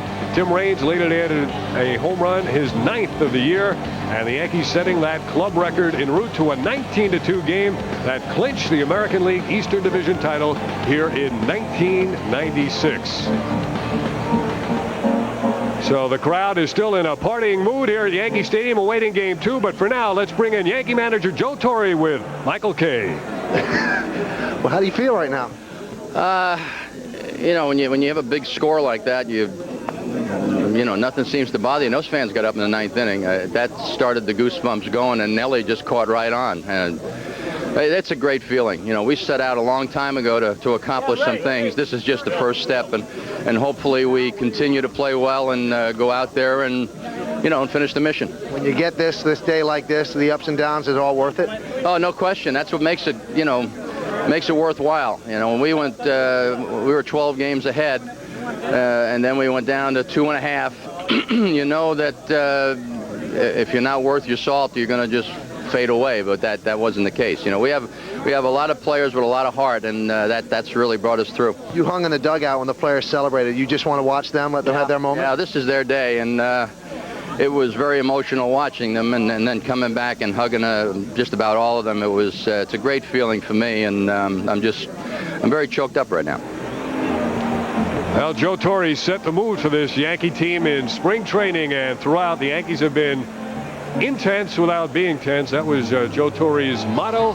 And tonight the Yankees completed one mission as they won the Eastern Division title. We'll be back with lots more from Yankee Stadium on MSG. Stay with us after this. AT&T Yankee Scorecard is brought to you by AT&T. For the facts on guaranteed competitive business long-distance prices, call 1-800-COMPARE. And by The Money Store, where you can refinance your home and consolidate your bills with just one phone call. Bob Page back with you in our Sports Desk studios here at the Garden. Once again, returning to the stadium momentarily. But first, a look back at the highlights from the New York Yankees. 19-2 romp over Phil Garner and his Milwaukee Brewers. Garner must have known he was in for a long afternoon when in the bottom of the first with 2 out, Tino Martinez rips a 3-2 pitch from Tim Van Egmond out to right for a 3-run homer. The Yanks never looked back in the first game of this twilight doubleheader. Later in the first, Derek Jeter at the bat. He delivers a routine fly ball to right center field. Ex-Yankee Gerald Williams collides with ex-Met Jeremy Burnett. The ball drops in. Darryl Strawberry scores 4-0 after one as the Brewers outfielders limp around a little bit. David Cohn, Joe Girardi, and Mel Stottlemyre then would sit and wait quite a while, David at least, as in the bottom of the second inning, the Yankees scored 10 runs. Van Egmond facing Bernie Williams. His pitch, line down the right field line. Tim Raines scores, and New York is up 5-1 at this point.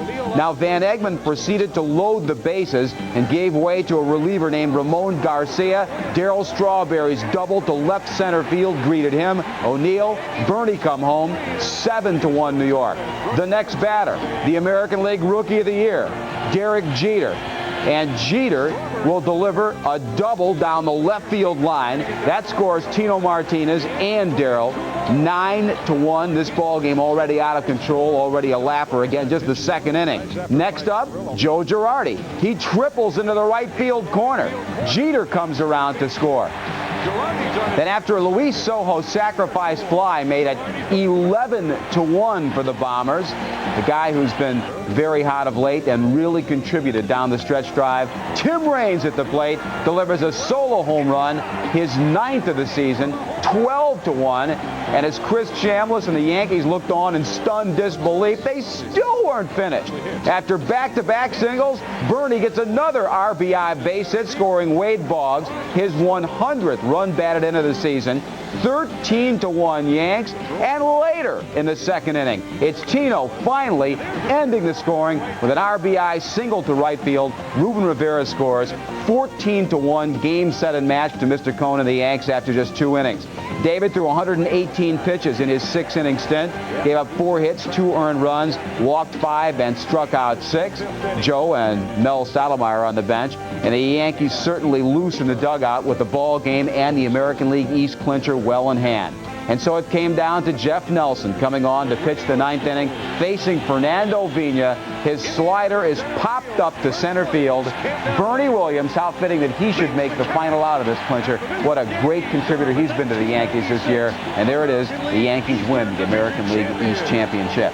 So now the Baltimore Orioles simply fighting for the wild card spot at Fenway tonight, a game Boston almost has to win to stay alive. The Orioles already winning 3-0. Rafael Palmeiro hit a 2-run homer, his 39th of the season, coming off Tim Wakefield in the first. Seattle now 2.5 games back of first place Texas in the American League West. They have romped over California 11-2. Chicago's wild card hope still alive. They'll host Kansas City. The wild card picture looks like this. Baltimore, game up on the Mariners, 1.5 over Chicago, and 3 on Boston. In the National League, Mets and Astros playing again tonight, a meaningless contest in Houston. The Astros have lost 9 straight games.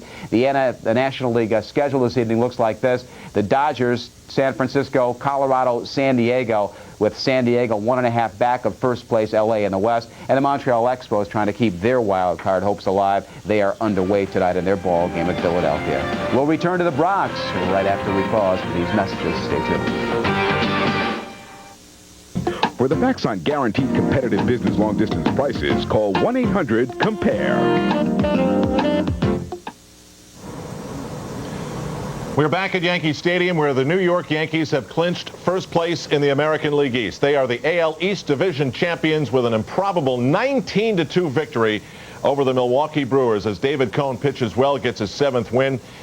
And Mr. Van Egmond was gone early in this one. Al Trautwig with Michael Kay in our studios here. And Mike, we were Yankee fans before we were anything else. And you see a moment like that with the confetti and the joy and all that stuff. It's what you last all those games through May and June for. It's pretty neat, and it's kind of neat to be a New Yorker at that point because they really handled themselves for the most part great. Nobody tried to take over the field, and it was kind of laid back for the first 8 innings, but something clicked in the 9th, and it sounded like you know, last year's division series, I think that's a little bit of a portent to things to come on Tuesday. Yeah, I said at the time, I'm not sure how many people know. I thought maybe too many people were believing that magic number is 2 thing, and then all of a sudden, like you said, it was like a switch. It was great, and I was talking to a lot of the players in that clubhouse, and they said that they really got goosebumps. I mean, they really affected them, and Jeff Nelson, you know, he looked almost glazed over. He was so pumped up about the crowd. He said, I knew I had to get 3 outs real bad. And he got him in a hurry. That was his great inning for him. Yeah, he did a good job. He threw strikes, and you could see how pumped he was because when the ball went to Bernie Williams, he shot his arms up into the air. Again, very reserved in the clubhouse. Joe Torre did get choked up. It'll be really interesting to see what they do after the second game. Imagine if you lose 6-2 and you come in and you pour champagne and stuff. Kind of a weird situation to clinch in the middle of a doubleheader. I wonder if that's ever happened before because usually there aren't that many doubleheaders late in the season, but they handled it well. I think that the reason it was more reserved than we thought it might be, this is a team that was built to win the World Series, and that's all the Yankees are ever built for, and they know that there are 3 more steps after this. They have to win the Division Series, the ALCS, and then the World Series. I think then you'll see them snap into it. Well, among the people that Mike talked to in the Yankee clubhouse was Tino Martinez. As we continue between games, we'll flash back now. The Yankee clubhouse is closed as they get set for Game 2, but this was Tino amidst the celebration. Tino, were you a little shocked that the crowd, the players I've been talking about, said they couldn't believe how loud it got in the ninth? Yeah, well, you know, it's because the game was such a big deficit, and you know, they just got into it in the ninth and gave us that playoff atmosphere that let us know this was a pennant game, and it was a great feeling. Was there ever a point in the downslide where you guys doubted if this day would come?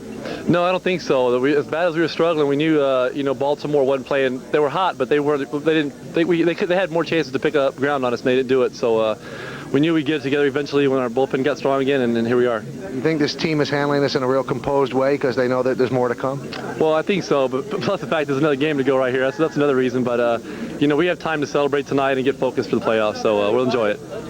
And Mike, as you saw, and I had a little something on the air about it, amidst everybody talking and smiling, no one went up to Kenny Rogers, who was all by himself. He's the starting pitcher in the second game, and no one talks to the starting pitcher on the day he pitches. That was really weird. I wonder how he's going to perform because he's stretching out his arm and he's getting ready, and everybody's like celebrating around him, but Kenny was trying to lock himself in. It will not be easy for him. All right, we'll continue between games 1 and 2 of this doubleheader. The Yankees have clinched it. They are the champions of the American League East. Michael, you've got a game to broadcast, so yes, I suggest you get going. We'll be back in a moment.